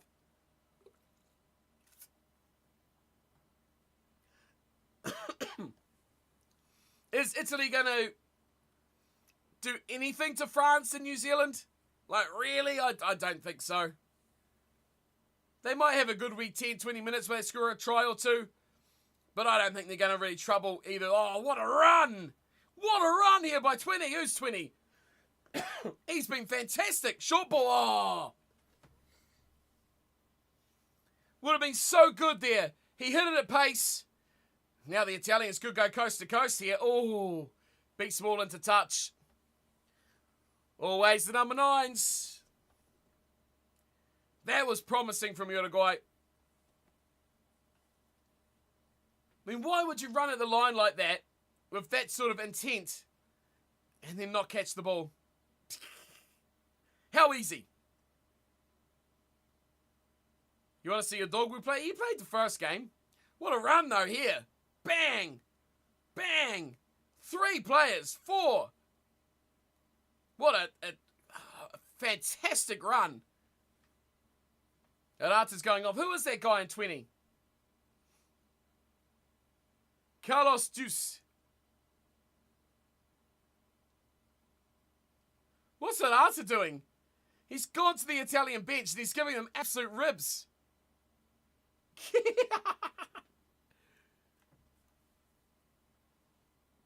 Wow. Oh, this guy's good, man. 20. Quality player. What's going on here? Italy penalty. Italy will give France and New Zealand a really aggressive 20-30 minutes. But if they're in it after 60, it will be a long night. Yeah. Only known for that one try against Fiji. Who? A Dogwu? That is a great kick for... Oh, no, it's not. I was going to say it's a great kick for touch. But it's not found touch. He probably should have let that go dead, right? And he could have gone all the way back for the scrum. Arata, I think he's a decent little player, Arata. If you're going to pick anyone out of like Uruguay for your fantasy team, right, he'll be probably on the first on the list. I think Itzavidi is a very good player. He's certainly done himself well. This guy in 20 is fantastic. Strong carrier. Just a scrum half being a scrum half. Being a grub. That's what he's being. Here we go, Uruguay. Run, Uruguay. Good ball. Fantastic. Oh. So good in patches, man. So good in patches. They just always push it just that little bit too far. This was such a good play. That ball, bang. Brilliant. 2-on-1 overlap as well. Cover defense coming across. They're never going to score off it, but man. Uruguay 9 probably couldn't handle the Italian sledging. Well, that's the difference, isn't it, when you got these professional players, right? You got all these Italians playing Pro League, and you get these little Uruguayans that just want to go home and have mummy's bread, right? But they've really done well for themselves, let's be honest. They've done incredibly well for themselves, Uruguay. Oh, here's your man. Here's the dog woo. Just look at him go. Why isn't he in your fantasy team, Jack? He's probably just got 6 points right there for that run. What a unit. Yeah, he is a unit, isn't he? Oh! That was a big hit. It's a knock on. Scoot back. No arms, get him off. Jeez, Uruguay, what are you doing? They're playing. You think some Uruguayan players will find contracts from France after the World Cup? Yeah. Oh, for sure. I mean, not just in France, right? Surely there's some cheap quality players for all European competitions. Oh, Garbisi's kicking. Have they taken Tommaso Allen off?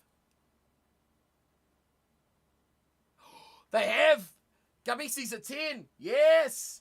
3 points. Woo. The dog was way too big. Hey, this is like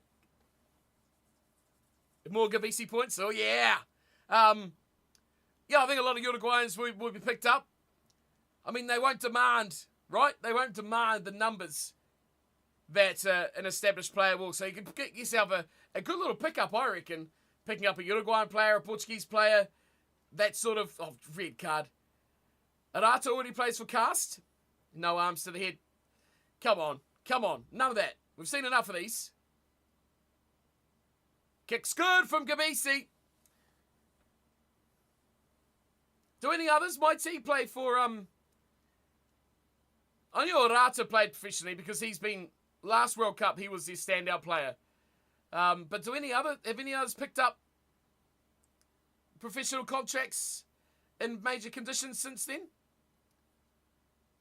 That is a garbage restart there. High tackle on Odogu. Come on. That should be the goal for the Minnows. Try and get as many full-time players as they can. Oh, it's so true. 100%. 100%. I mean, Uruguay have no reason to be sad, right? Okay, they come into this with their goal was to get automatic qualification, beat Italy, and hey, they can automatically qualify for the next Rugby World Cup. But if anything they've shown here, they are almost to the level that they can compete at this level. But, I mean, they made themselves an ambitious goal. They've fallen short. Mighty, what in God's name was that? That was a garbage kickoff. An attempted little short one. Did not work.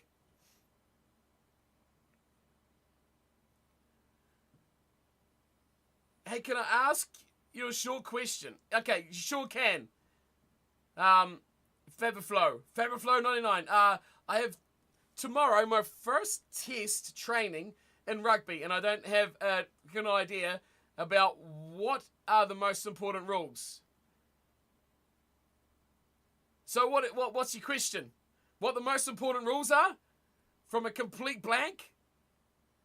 Everyone calls it South American passion, but when we just tell them to stop being a bitch. Don't cry. The most important rules. Okay, chat. What's the most important rules in rugby? For a basic terms, don't knock the ball on. Don't be offside. Garbisi, another line break.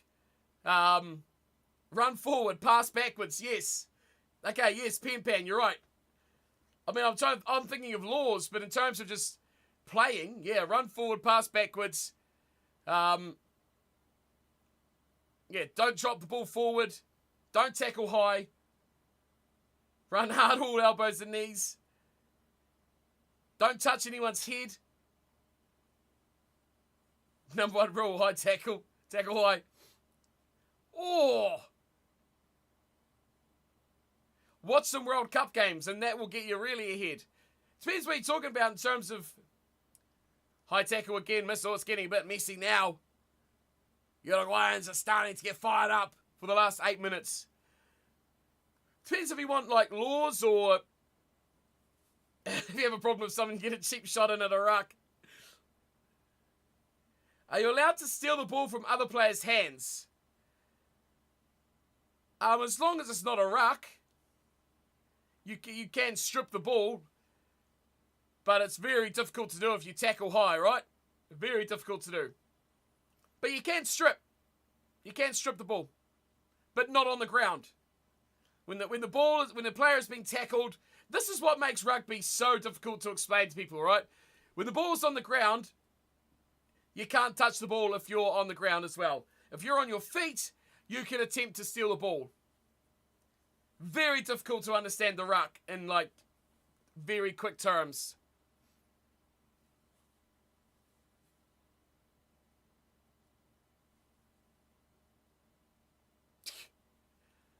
Where's consistency for Italy? I mean, where's the red card for the tip tackle, right? You can stand up and take the ball, yep. So if you tackle someone, they go to ground, you can stand back up and attempt to take the ball. But the other team will try and clean you out of the ruck area as they play it. Yeah, when the ref decides it's a ruck, which a ruck consists of more than 2 players being in the tackle. Again, very difficult to explain how a ruck works. Watch some highlights on YouTube about how a ruck works. Or watch a game, like there's plenty on at the moment for the World Cup, of how a ruck works. And you'll see defenders or the second man to a tackle come in to try and steal the ball. Got to stay on your feet. You've got to stay on your feet. Yeah, about 3 seconds. You don't have long. I mean, it depends what level you play. I'm sure if you're playing at a lower level, you've got probably a bit more time than 3 seconds. But if you watch closely, you'll see when a ruck is formed. Yeah, Dub's right. So do you understand how rucks work, Dub? I mean, you've not watched a huge amount of games, have you? And it's still very hard to understand a lot of the complexities like rucks. Rucks are the worst. The rest of it's pretty straightforward. Gee, good sir. Fabi Flo. Thank you so much, sir. If you're lifting in a line out, lose your grip, just grab anything. I appreciate it, Fabi Flo. Thanks so much. I hope you go well in your test. You got any questions, dude? Just scream out, dude. Just scream out. Nuts and all. Your breakdowns are hard though, man. You mostly get it, Dub? Yeah. Breakdowns are hard. And the fact that they aren't refereed like consistently, so it's very hard to understand how the rucks work, because Angus Gardner, who's refereeing this today, referees it different to tomorrow's referee. Some will leave more time. Some will allow you to not get smashed so much. My wife's been watching rugby for 10 years and still struggles to follow it sometimes. Tackle, can I do what I want? As long as you stay under here, dude. Stay under here, right? Don't go near the head. Don't go near the head. Body and below, right? That's going to get you in a lot of trouble if you go above here. Looks like the Italians might be over again, are they? No, they're held up. So go as low as you can. A lot of depends. Yeah, below the next fair game, like Pen Pants says, depends who you're tackling, right? If it's a big guy, you probably don't want to tackle him around the body. Chop his legs off. Just go around the ankles, go around the midriff area. That's generally where they say, with the lower tackles, take him out, put him down, and then go for the ball.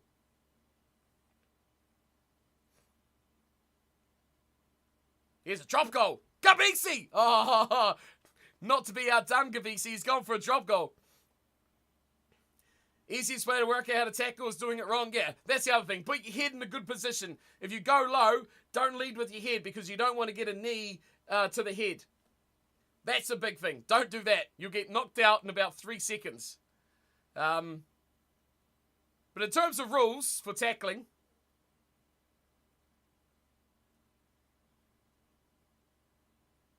you're damn fast. You're 1.8 centimeters. Thank you for the follow, sir. Do appreciate it. Here come the Uruguayans. 73 kgs. Okay, so you're a back. Obviously a winger if you're damn fast. So So pretty much you don't have to worry about a lot of the forward stuff, right? So because you're a back, you'll be fast. You'll probably be a winger or a fullback or maybe a midfielder. You stay away from the forwards. Stay away from the rucks because they're only going to get you in trouble. Tackle your opposites' legs. Generally, if they're backs, you're not going to probably get so many big guys running at you if you can avoid it. Generally, how I learned as a child was bigger children running over you and you can work out how to do it. Yeah. Don't stay away from rucks. For a new player, I would stay away from rucks because that's what's going to get you in trouble. That's what's going to get you in trouble.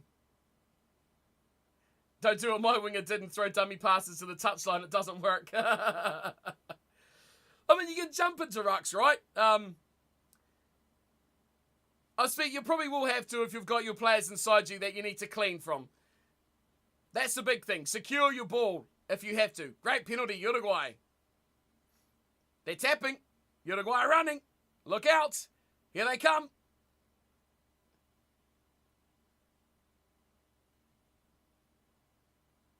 Oh, what have you done there, Uruguay?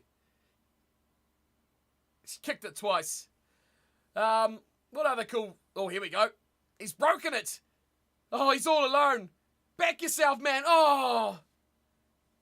They've still got it, though, somehow. Slide tackle. If you're a winger, get involved in play instead of just hugging your wing. Yeah, join in the back line. That's always a good idea. Calls like in soccer and ice hockey. That are the sports I played. It's going to be a bit more physical than soccer. Probably similar to hockey, though, in terms of players getting smoked. If you're fast, like you say, calling for a deep kick would be beneficial. So what are you doing? Faberflow, what are you doing, a test?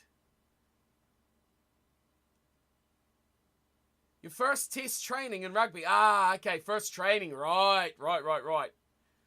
Okay, observe and do as much as you can to help your team, right? Tackle below the neck. Try and help your teammates out, cleaning, rucks, securing possession. Don't wastefully kick the ball away. Be confident and get involved, like Jack says. And communication, very, very important, Jack. Yes, very, very important. And have fun. It's probably the most important one, right? Have fun.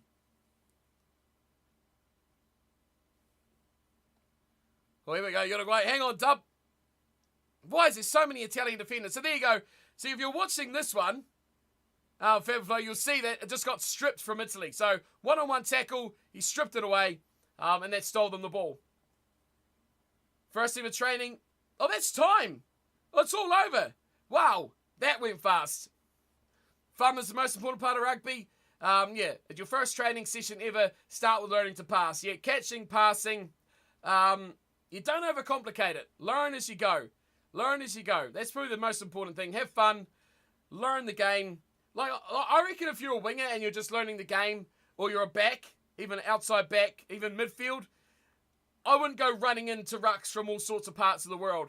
You'll probably want to keep a bit of structure. And I guess if you're a bunch of new players, structure will probably be very important. Like, as a winger, yeah, come in and get involved. But I think if you're a new team and you're new players, just do your core role well. You're a winger, maybe just stay and do those sorts of jobs for you.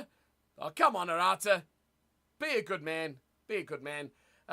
Just, yeah, enjoy yourself and learn. I watched rugby highlights and it looks like they don't really care about the ball, just focus on tackling. Possession rules, man. Possession rules. So if you've got the ball, you're in control of the game. If you've got the ball for a majority part of the game, you'll win the game. It's just very rarely a team with like 15% of the ball is going to win a game. Just very rarely, but it does happen. But ball possession is super important. Super important. Right, Dub. I wanted to concentrate on your one, Dub, because it seemed like something we need to unpack. In a ruck, the ball carrier is safe once he goes to ground, except from opposing players that are on their feet. A guy on the ground can't try to steal it, right? Correct. If you're on the ground, Dub, you can't touch the ball. You can't play the ball. As a defender, you can't do anything. The carrier can play the ball back. He obviously has to place it back, right? So he can place it back, but he can't do anything crazy. But yeah, no one else can touch it unless they're on their feet. You'll learn quickly it's a lot more tiring defending for 40 minutes than it is attacking. Oh yeah, so true. Yep. Defense is important, Fabflow, but certainly having the ball is better. Having the ball is way better, man. Having the ball, being able to actually play and run and make breaks and do stuff is way more fun than just defending. Way more fun. But you'll pick it up quick. Just, learn to catch, learn to pass backwards, tackle below the chest, keep hold of the ball and have fun. Don't play a lot of rugby. In my younger days, played a lot of rugby. Yes, certainly did. Back in school days, and my younger days, played a lot, school teams, a little bit of club teams, played a fair bit. Just have fun though, dude. Have fun. Go out there, get involved, and enjoy it. Learn. That's the main thing. 107 points, Jacko. Well done. I think I didn't get... You had 3 players though, right, Jack? You had 3 guys? I'll have a look at my team. I only had 2. Ooh, Akabisi got up to 52. Yeah. You will learn quickly if you enjoy it. Yeah, man. And I'm sure at your club, they will play sort of skirmishes. It's easy to learn the basic stuff? Yeah. That's what I mean. Stick to your basics. Do your basics first, right? That's the most important thing. Do your basics first. Catch the ball. Learn how to execute a ruck if you get tackled. So if you get tackled, go to ground, place the ball back so that you can recycle possession. It is really so much more difficult than American football. Yeah. A friend who played EFL and says rugby is much harder. Yeah. Yep. I will not argue with that. I don't think any of the guys here will argue with that. A lot more difficult sport to play. A lot more to understand. Football, American football is very much like you've got a role. Your role is to block, or your role is to run routes. Your role is to throw. Your role is to, do core things. Rugby's very much... Everyone can kind of do, or has to do everything. So a front rower, who is your props, who are your big guys, they have to pass just like a back will have to do. So you've got to be a bit more versatile in your skills, a lot more skillful. That's probably a most important thing. You're going to have to catch the ball just as much as anyone else. You have to pass the ball as much as anyone else. You're going to have to get in tackles as much as anyone else. I always say, when you're in the shit, you can come back. You only come back because you love it. Yeah. I mean, you have good days, you have bad days. You'll make mistakes. You'll learn. Yeah. It's the way it goes, man. But if you've got any questions specifically to stuff, myself, these guys in here are always more than happy to help. Actually, you should join the Discord, because you can ask heaps of really interesting questions. So this on the screen right now, sir. So the Rugby World Cup is on. If you're unaware, the Rugby World Cup is on. And this is our fantasy team. So, seeing as we've just had a game take place, we've got a couple of guys who are in the action. So we just had this game literally just finished. So a win for the Italians. Yeah, so the Discord link is in the is pinned to the chat. Fabflow. So go jump into that. Jump into that and ask heaps of questions in there. There'll be heaps of guys that will be happy to help you. Happy to help you.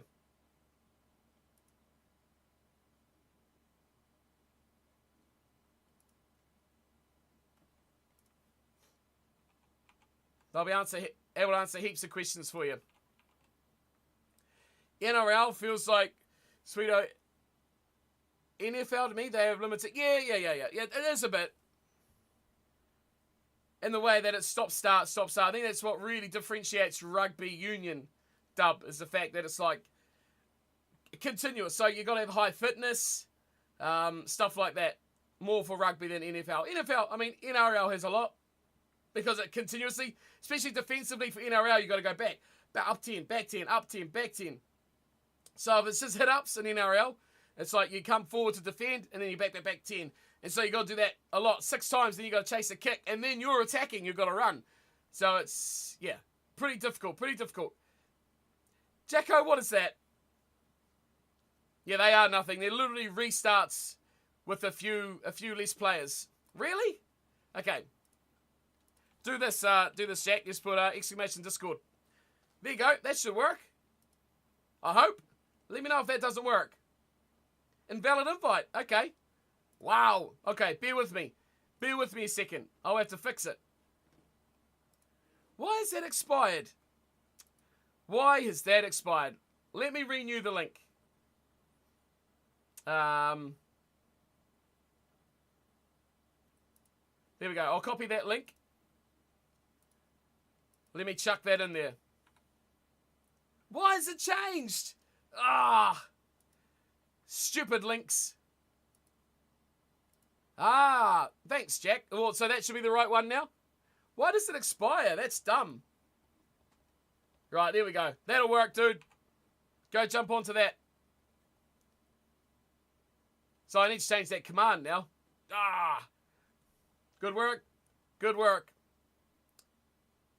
Well, I'll change those. Right. Yeah, well, we'll leave it the same. It gets annoying when you've got to keep redoing these commands and stuff, which I'll have to fix up now. But that's all good. Thanks, Jacko. You go on there, man, and yeah, jump into any sort of room you like. Just any questions you've got, just smash them in there. I'll try answer them. Jack will be in there. I think everyone's in there that's kind of hanging out. Lots of guys in there. So, yeah, any questions, just jump in. Jump in.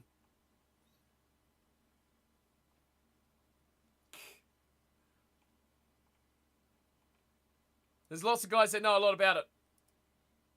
I'll fix up that link. Yeah, scrums are a bit weird in league, aren't they, Dub? I'm not really... Yeah, just take some guys out and make it a little bit easier defensively from a set play, but generally they just hit it straight up, right? So it doesn't make much difference. That's league for you.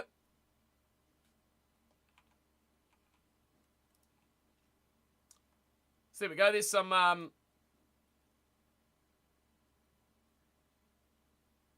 There you go. Place to be, man. Place to be. What am I looking at here? I don't know what I'm looking at. This is what I want to look at. Actually, this is what I want to look at here. Right, we've done well. We have done well. Jacko, you had 3 guys though, didn't you?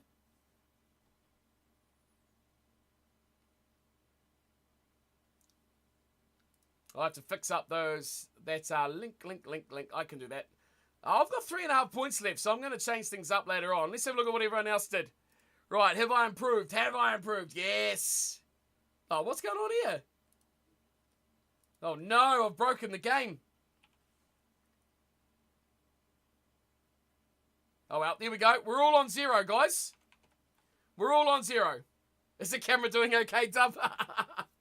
Yes, because it's not that hot today, Dub. It's, because it's like 5 a.m., dude, so... You know, it's almost 6 a.m. So it's hot. It is. I've got the fan going. It's actually that hot, but it's crapping itself outside. But the camera is not overheating yet. It is on a bit of an angle though, which is a bit of a concern to me. Now it looks like it's on an angle the other way. Oh well, whatever. Camera, silly camera. Yes, not overheating today. Not yet, anyway. Well, it seems like we can't check out the leaderboard, but we have picked up 92 points from 2 players. That is good. That is very nice. I like that. I kind of want to see what everyone else has picked up. Maybe we'll leave it for a bit. Actually, how did my predictor go? How did the predictor go? Oh, I picked Garbisi to score the first try. Number 9, scrum half Garbisi. Got that wrong. 16 points. They won by 21. I wasn't far off, actually. Wasn't far off at all. I'll almost take that.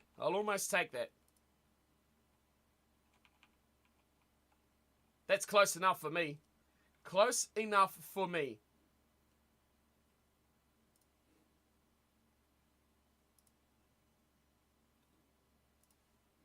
Is fantasy going to work for us? Oh, it does. Good. We fixed it. Right, Jack's still top. Jack got 108, but... Yes. Capazzo, crapo. Hey, 14 points. Garbage.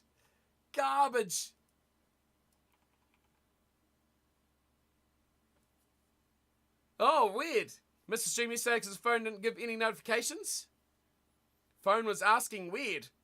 Hey? Oh, acting weird. Strange. Well, I've got the schedule on Discord, Dub, if you want to check out what games we're doing. But typically, I still try to do Wednesday, because I normally always did Monday, Wednesday, Friday, right? So I still try to do a Wednesday, go through fantasy, and just chill out and just chat. Just chat, play a little bit of games, and just chill, really. That's the thing. But yeah, I typically do Wednesdays. I'm not doing tomorrow mornings. Saturday morning. So, hang on, we'll look at the games. So we're going to be back for that one. Argentina, Samoa. We're going to be back for that. So if you want to come hang out for that game, forgot to check that. That's all good, dude. That's all good, Dub. All good, my man. I appreciate you coming by when you do, though, dude. Always. Yeah, man. So if you want to do France versus Namibia tomorrow, I might watch it in bed, maybe. I'll probably have to head off at half time. That's why I'm not streaming it, because I will be missing some of it. So instead of ditching you guys halfway through, I'll just skip that one out. But we'll be back for the rest. We'll be doing Argentina, Samoa. I'll be doing Georgia, Portugal, and South Africa, Ireland, and then both of these games on Monday morning as well. I'm going to skip England, Chile for these 2 games, because I think they're going to be good games to tune into. But yeah, not fancy England. I mean, I look at that, Jack, and it's like 3 games, right? Obviously, I can't stay up all night, or else literally I'll get shot. But I could do 2. I'd like to thank you again for your... why does it block out words? All good. Relatively late in Austria. I have to go back to work tomorrow. If any questions arise, I'll get in touch. Anytime, dude. That's why Discord's a good place. I'm generally always on there. Jack's on there a lot as well. And all the other people. There's a boatload of people in there, my man. So anytime, any questions, just chuck them in there. And we'll do our best to help you out, dude. Anytime, man.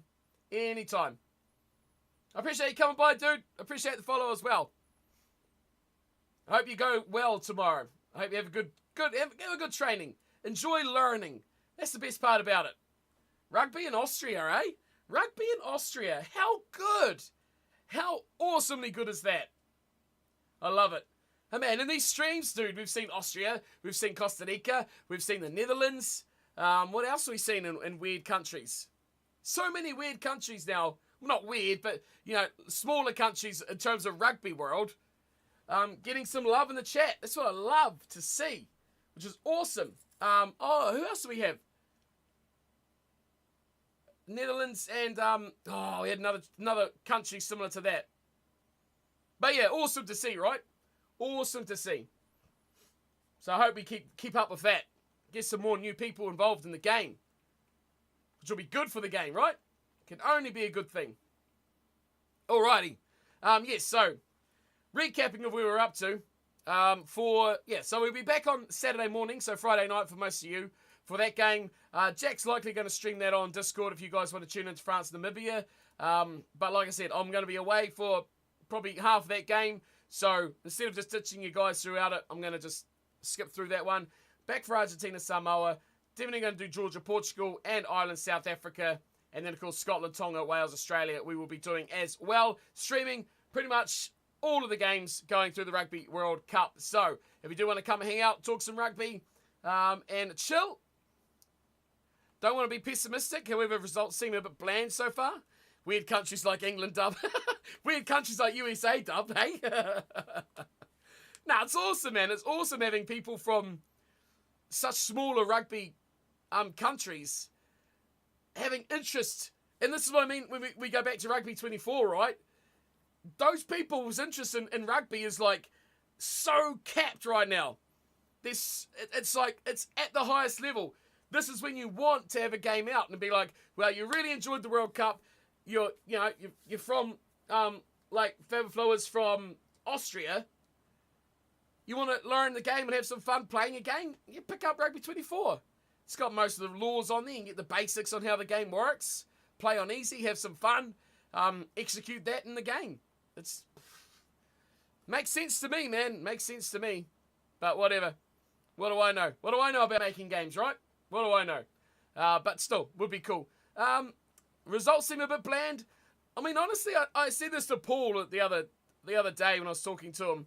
He said the same sort of thing. He's like, oh, it's just the expected team is winning, right?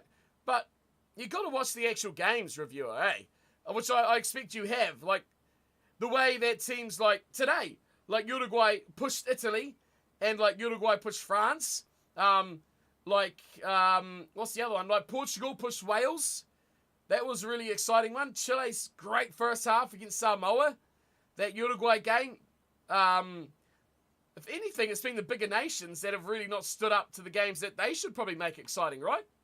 I thought that was the big surprise about it all.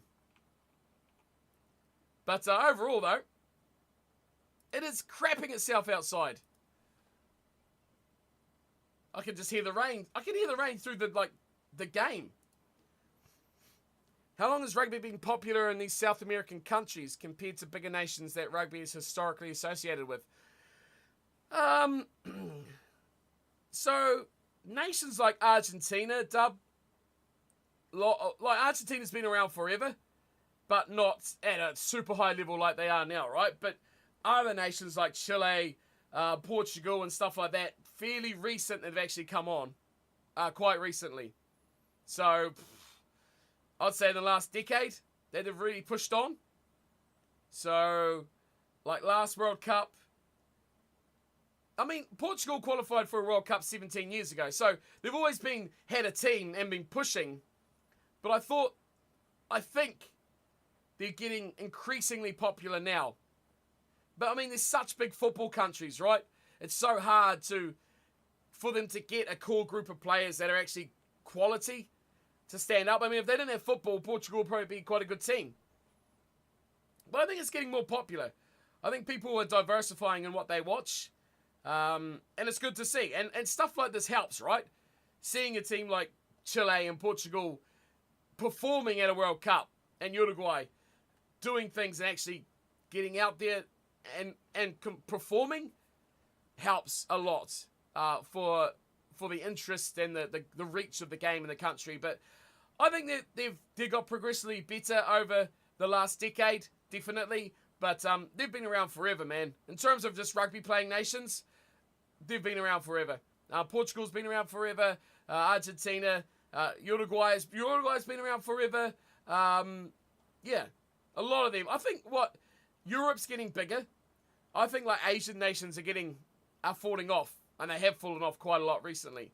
The smaller ones have fallen away quite considerably. Brazil is getting quite good at rugby as well. I've noticed their ranking is going strength to strength to strength.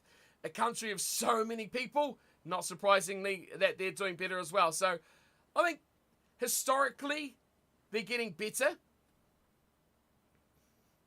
Was it weird when Argentina first joined the Rugby Championship? Algeria was a wild card to qualify this time around, reviewer. Yeah? So, I mean, it is...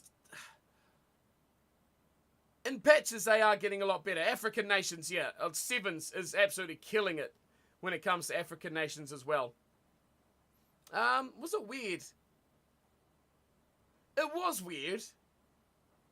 But you've got to remember around that time, Argentina joined. That was when we got the Jaguares, and we got the Sunwolves in Super Rugby as well. So we got an Argentinian team in that too. So it was kind of like a commitment to those nations to develop them, although they didn't stick to it, which is as frustrating as ever. But yeah, no, it was a bit weird, and they did struggle for a number of years, right? But I think they'd certainly put themselves, like, they're right in there now, right? They are certainly belong. And I think that's what you got to do. You've got to suck up those first 5 or 6 years, and then you get performances, and then you get teams getting up there. They've beaten the All Blacks, they've beaten the Wallabies, they've beaten the Springboks. They've beaten everyone. A very narrow loss to Kenya, who were much more fancied. Kenya's a great sevens team, right? And a very good developing 15s team as well. So I think sevens has certainly helped the smaller nations. We've seen a lot of good players come through the sevens circuit. Again, what sevens gives you is players playing at a high level consistently. So every weekend you're going to be playing a tier 1 sevens nation, aren't you? Because you're going to get pulled in with a great team. Are there any other Southern Hemisphere sides or teams that could be in the competition? Would they expand it? Japan, straight away. Japan, Fiji, Samoa, Tonga. They're your big ones. Would they expand it? Money. Japan, maybe, because money. Like, there's a lot of money in the Japanese game. Pacific Islands. People have been pushing for the Pacific nations to be in the Rugby Championship or Super Rugby for a long time. But there's not the money in it. And that's, sadly, the big thing about it that really puts it on the back foot. It's just money. It is all about money, which is frustrating as hell, right? Because if they got the money, if they got that exposure, it would be great. What they need to do is a 2-tiered rugby championship. Maybe, 4 teams in each and an automatic promotion relegation. So every year, you're going to get someone moving. The 4, New Zealand, Australia, South Africa, Argentina, Japan, Fiji, Tonga, Samoa. Up. You win, you go up. Argentina, Australia, they fall down. And oh no, Australia, you got to play the lesser teams for a year. Makes it a bit more riding on it, doesn't it? But they need to. You can't expand it too much though, Dub, because you can't chuck out there and be like, oh, we're going to have an 18 competition. And then it turns into like a long series. What's good about the Rugby Championship is it matches in very similar to the Six Nations, right? 5 games.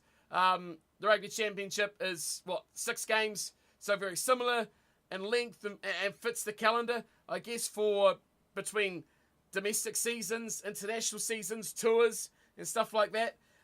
So unless they're going to mix that up and go with a twice as long competition, it makes it a bit hard. But I think Japan are probably the next to be in that mix just because of the money. Just because of the money. That's it. That's the only reason. So yeah, Fiji would be great. Now that Fiji's beaten Australia, a lot of questions are being asked straight away about that. It's like, well, why aren't they in the Rugby Championship? They probably should be. And you can say the same for Samoa and Tonga, right? So we'll see. The problem is, Dub, with the people that run Super Rugby and the Rugby Championship. Of course, Super Rugby's got the Drua now and Moana Pacifica, which is a good step. But the people that run it are called Sanzar. Now, they look after it all. And they are very, very, very... You think World Rugby's poor at making decisions and making the right decisions? Sanzar are worse. Because what Sanzar do is they reactionally make a decision. They're like, oh, people are really complaining about this. Let's change it. And then they change it and they go, oh, I don't really like that. And then they get rid of it. I mean, look at the Jaguares, the Sunwolves. They're like, yes, let's grow the game. Let's give these teams a chance. Jaguares were finalists. They were losing finalists in Super Rugby, and then they got the boot. The Sunwolves weren't great, okay? But they were getting better, right? Exactly what the reviewer says. Sanzar are incompetent, and they have no sense of marketing whatsoever. Yeah, they are bad at marketing. I'm bad at marketing too, but I mean, I'm not a global sort of rugby competition people, so it's it's tough because they just kept the Sunwolves and the Jaguares. Well, the Jaguares are already up to mark, right? When they got kicked out. And now they want to bring them back in 2026. The Sunwolves probably would have been up to the mark as well. They'll beat the Force. You know, they'll beat the Rebels. They'll probably push the Highlanders. They'll probably beat the Highlanders as well. They'll challenge with Moana. They'll challenge with the Drua. You know, there's a lot of teams in that sort of bottom half that could really push up hard. So they should have stuck with it. They should have stuck with it, kept the Sunwolves, added in the Drua, added in Moana. Yes, so Moana Pacifica and the Fijian and Drua are teams in Super Rugby, dub. So they got added in 2-3 years ago into Super Rugby. So pretty much Moana Pacifica are your Tonga Samoa kind of joint side. And of course Fijian and Drua progressed from the Drua, who were originally in the NRC, which is the Australian domestic competition. They got sort of plucked from that into Super Rugby. Admittedly, Aguade's crowds were a bit poor, less than 10k average. I mean, if you're going to base on that, reviewer, New Zealand shouldn't have any teams in Super Rugby because our crowds are crap. Absolute garbage crowds here, man. Aguade's packed it out when they made the finals, though.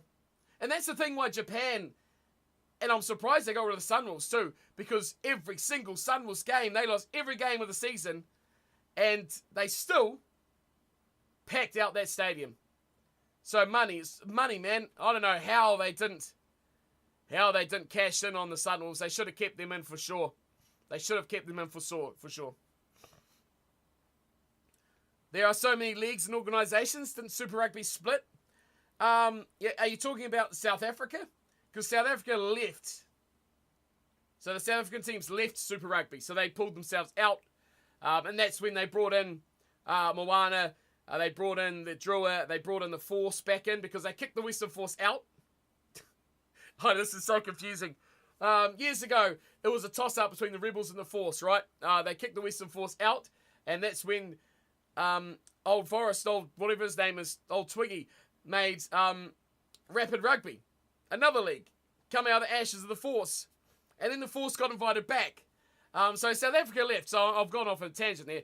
South Africa left because of time zones, because of travel, and probably money as well, possibly as well. They left that. So they just pulled their teams out, and they went into the European competitions. They went into the URC, which at the time was the Pro 14. So they nudged into that, they forced their way into that, and now they're kind of part of that. So that's why you get teams like the Bulls and the Stormers and the Sharks and that all involved in that sort of thing instead of Super Rugby. Yeah. But Argentina, similar spot, right? So, yeah. Yeah, reviewer, you're right. And remember the days of the Cats? Who else was there? The Cats and the... there was another team that had a funny name that were renamed as well. The Stormers were replaced by the Cheetahs. Oh, the Cheetahs were the Cats, weren't they? That's right. The Cats and then the Cheetahs. Man, Super Rugby's undergone some insane changes, right? Because South Africa did have, didn't they, for a few seasons, reviewer, that the worst placed Super Rugby team were replaced by the best non-Super Rugby team in the Currie Cup. So if Super Rugby wasn't, the first 5 teams in Currie Cup weren't the Super Rugby franchises, the bottom one got replaced. So that's why we had changes. I can't remember the other team, but like with the Cats and stuff like that, they chopped and changed. So every new season, there was kind of, most times, there was sometimes another new team, just to make things more confusing. I can't think of the other side though. The Cats, there was another team. There was another team with the Cats. But yeah, you get my drift. So they did have sort of a promotion relegation to Super Rugby, right? Back in the day, a long time. 96, 98, there we go. They merged the Lions and the Cheetahs to make the Cats. And then that turned into the Cheetahs again. And then the Lions are, oh my God, it's so confusing. Now you get to see what Southern Hemisphere clubs can do in the Champions and Challenge Cup. Yeah, I don't know. Like the South African teams, I think they're going alright, didn't they? Didn't who made the final? Stormers made the final, didn't they? Of the URC. South Africa's not really committed to domestic. And South Africa is probably the only nation that really puts an emphasis on their sole domestic competition. So they prioritise the Currie Cup above all else. That's kind of their number one. That's their play. That's their trump card, if you will. All other Super Rugby was always kind of secondary. And I expect that their efforts in the URC is about the same as well. So it's had a history, man, Dub. It's had a history and a half. But yeah, Super Rugby didn't really split as such. South Africa just pulled themselves out of it. And then Sanzar is like, well, okay, let's bring it back to force. Let's bring back in, or let's insert the Drua and the Moana Pacifica so we can say, oh, we're doing something for the Pacific Islands. And to be fair, it has improved them, right? So many players now are getting high-level quality rugby for 14-odd weeks that we've seen the last couple of years. So, it has been good. But Sanzar are very much, look what I'm doing, I'm doing something good. Or they are very much like, oh, you don't like that, let me change it right now. And then, I don't really like this, so I'm going to change it back. They chop and change. They're very, very indecisive. Very indecisive. Pack of clowns, I would call them. Why they got rid of the Sunwolves, though, just baffles me. That was just cash money, man. That was cash money. But I think they'll be back. I think the Sunwolves will be back. The Jaguares will be back. We're in for a big 4 years, I think, from Super Rugby. Oh, come on, man. I love the Kings. I love the Kings. They were my boys. I was even in touch with the Kings social media about doing some promo work for them. Which fell apart when they got kicked out, which was a shame. I love the Sunwolves. I love the Jaguares, though. The Jaguares, I love the Jaguares. But Kings were a bit of a laugh team, right?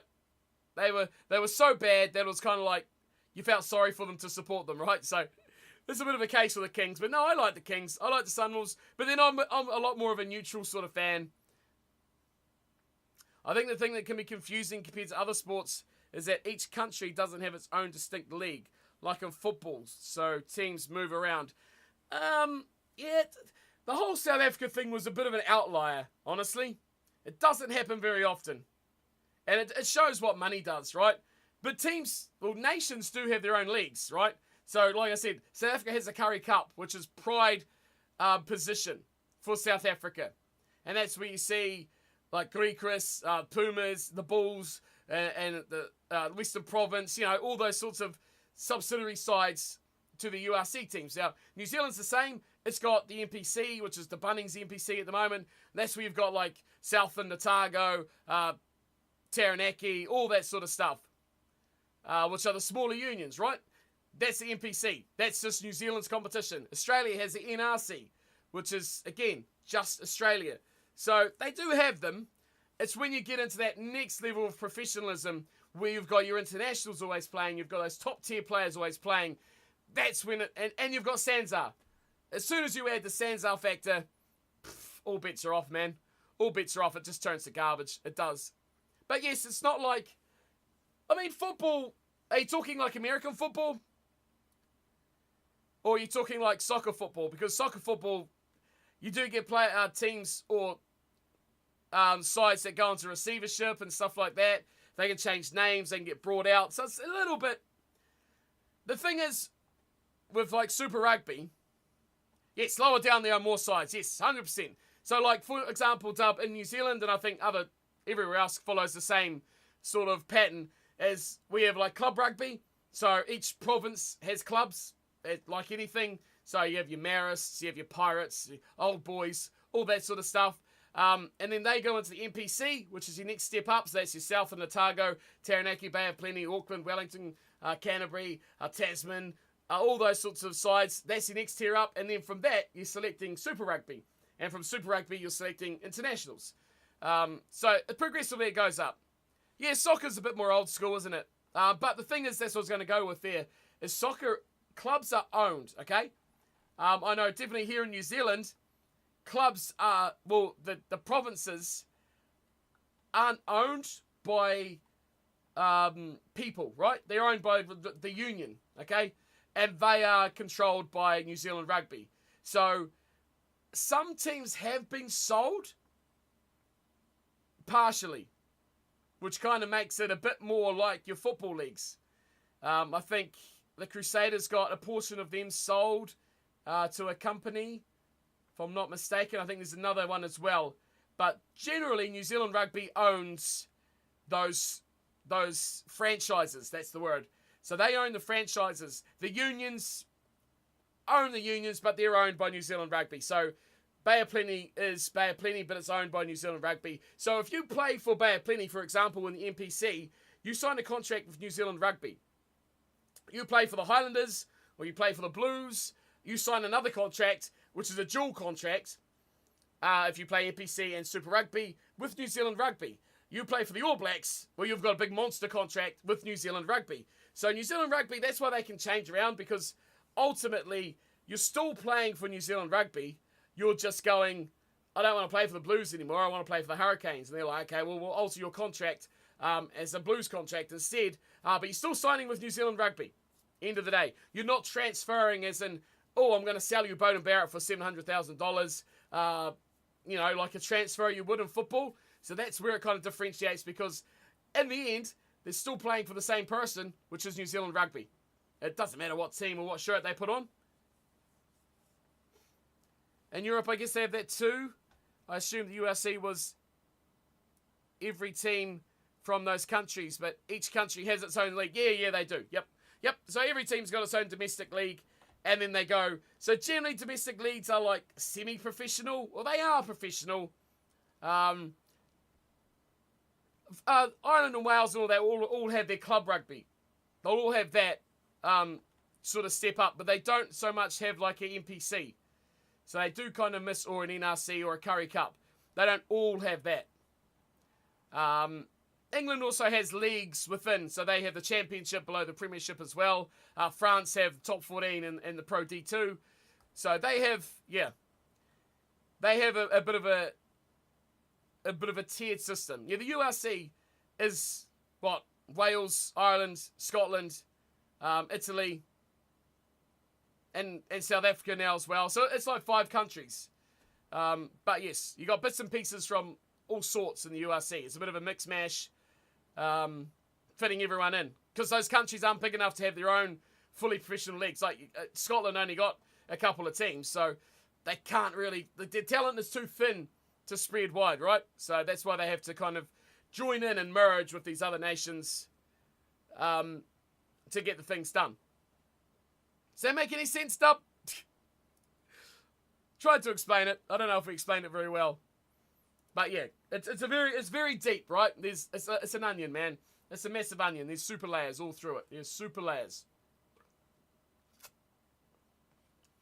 So I hope that makes some sort of sense. But yes, very different to football in that terms. Mainly because of the ownership. I'm not sure if URC... who owns URC clubs, Sean? Are they owned by the unions, or are they owned by private parties? Ownership makes a big part. Like you see in football, that's why you get transfers. Because technically, if I am, a Man City player or a Fulham player, any sort of club, I am owned, kind of, in a way. My contract of playing is owned by the club. So if I want to go to a different club, I'm technically selling that player that the club owns to another club, right? Whereas here, especially in New Zealand, you don't get that, because everyone is playing for New Zealand Rugby. So the shirt they put on is just a shirt. Maybe there was a lot of talk about it going private and being owned, and then you would get transfers, and then it would be a big deal. Much more a big deal. But still, it's still portional ownership for the Super Rugby teams. But yeah, it's pretty in depth, dude. It's pretty in depth. Pretty in depth. If you've got any questions, man, do shout out. What's up, Fallon? You catching in as we're about to wrap up, dude. But it was a good game. Uruguay played a really good 40 minutes. They led 17-7 at halftime.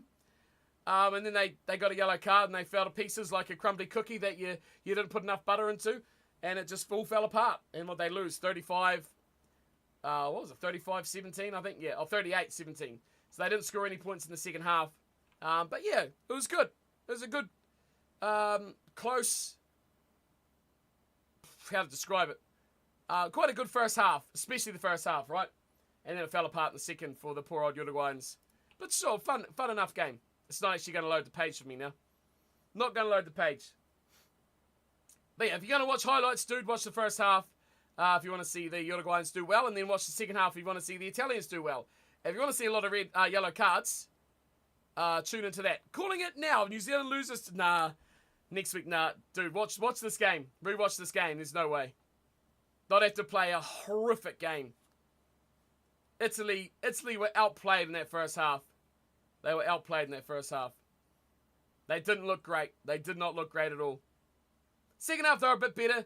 Control their back row, like their back five, and you got them sorted. Their back line didn't have the spark that it normally does. Capazzo was pretty quiet. Ioane come into it very late. But I think overall, Italy weren't that impressive. They look better against Namibia, but then Namibia's a worse team. And Namibia even gave them a bit of a run.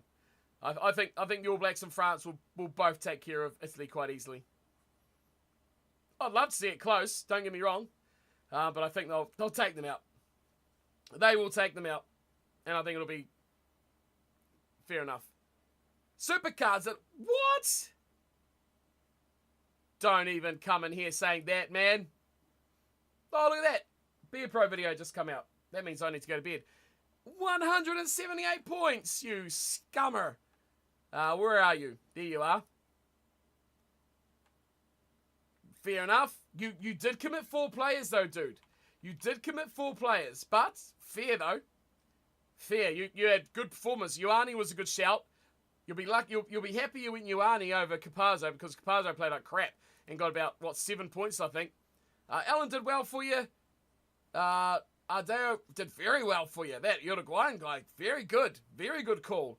And Nicotella, yeah, he got a try. Nice, man. Nice, you did really well. You did really well, but I only picked 2 players and still picked up 92 points, so I'll take that. I will take that. It's the commitment, eh? Look, Chiefs.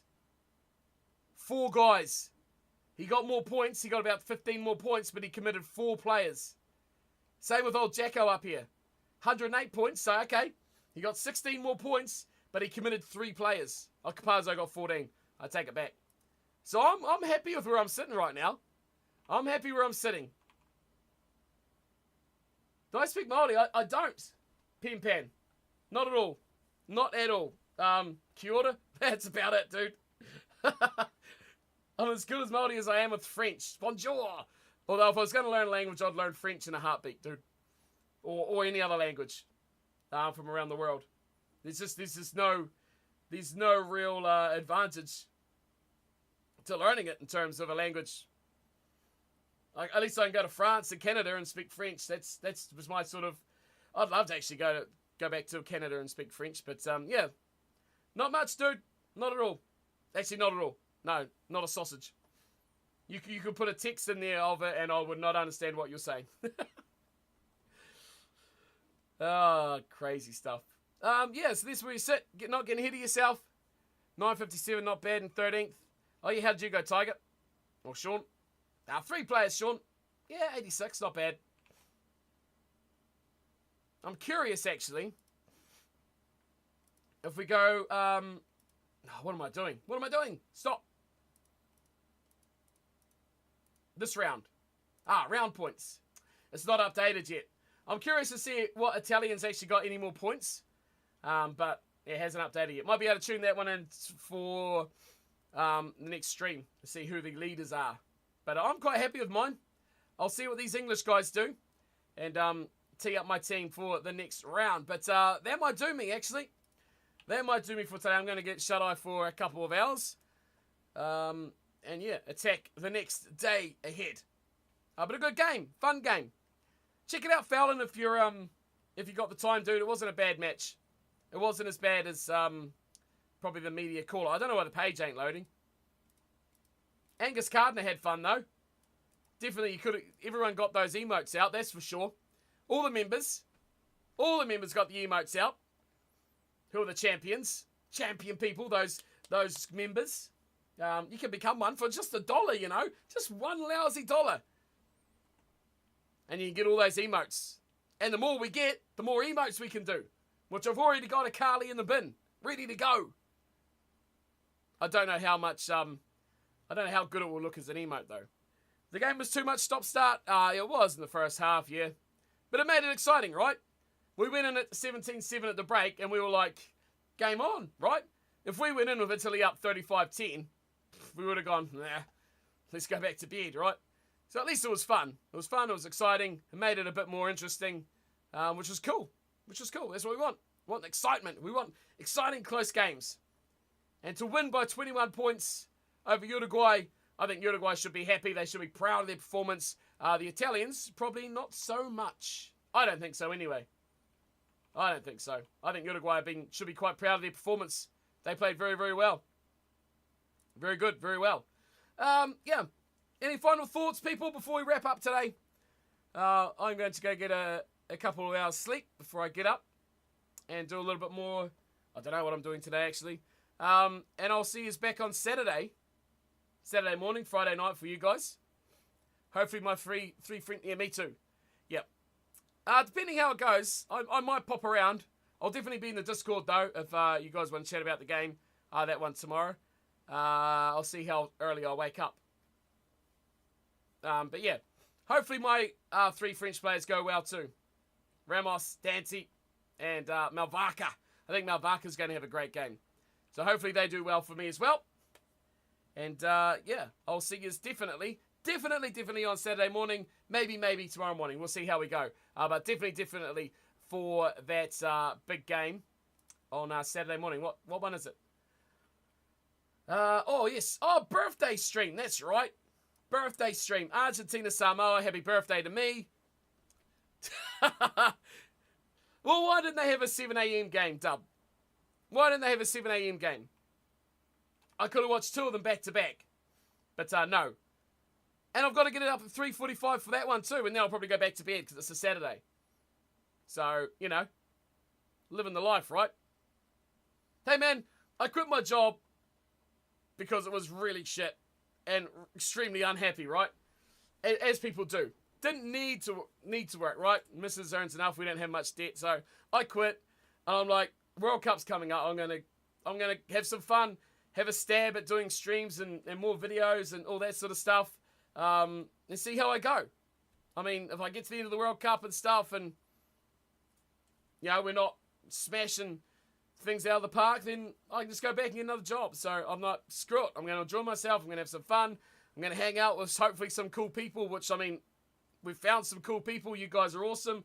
I love the chats for the games. And so I'm like, well, screw it. I'm gonna jam out for a bit. And here we are. We're living on the edge. But it's all good, man. It's all good. So I do appreciate you guys who do are members and support the channel and help out.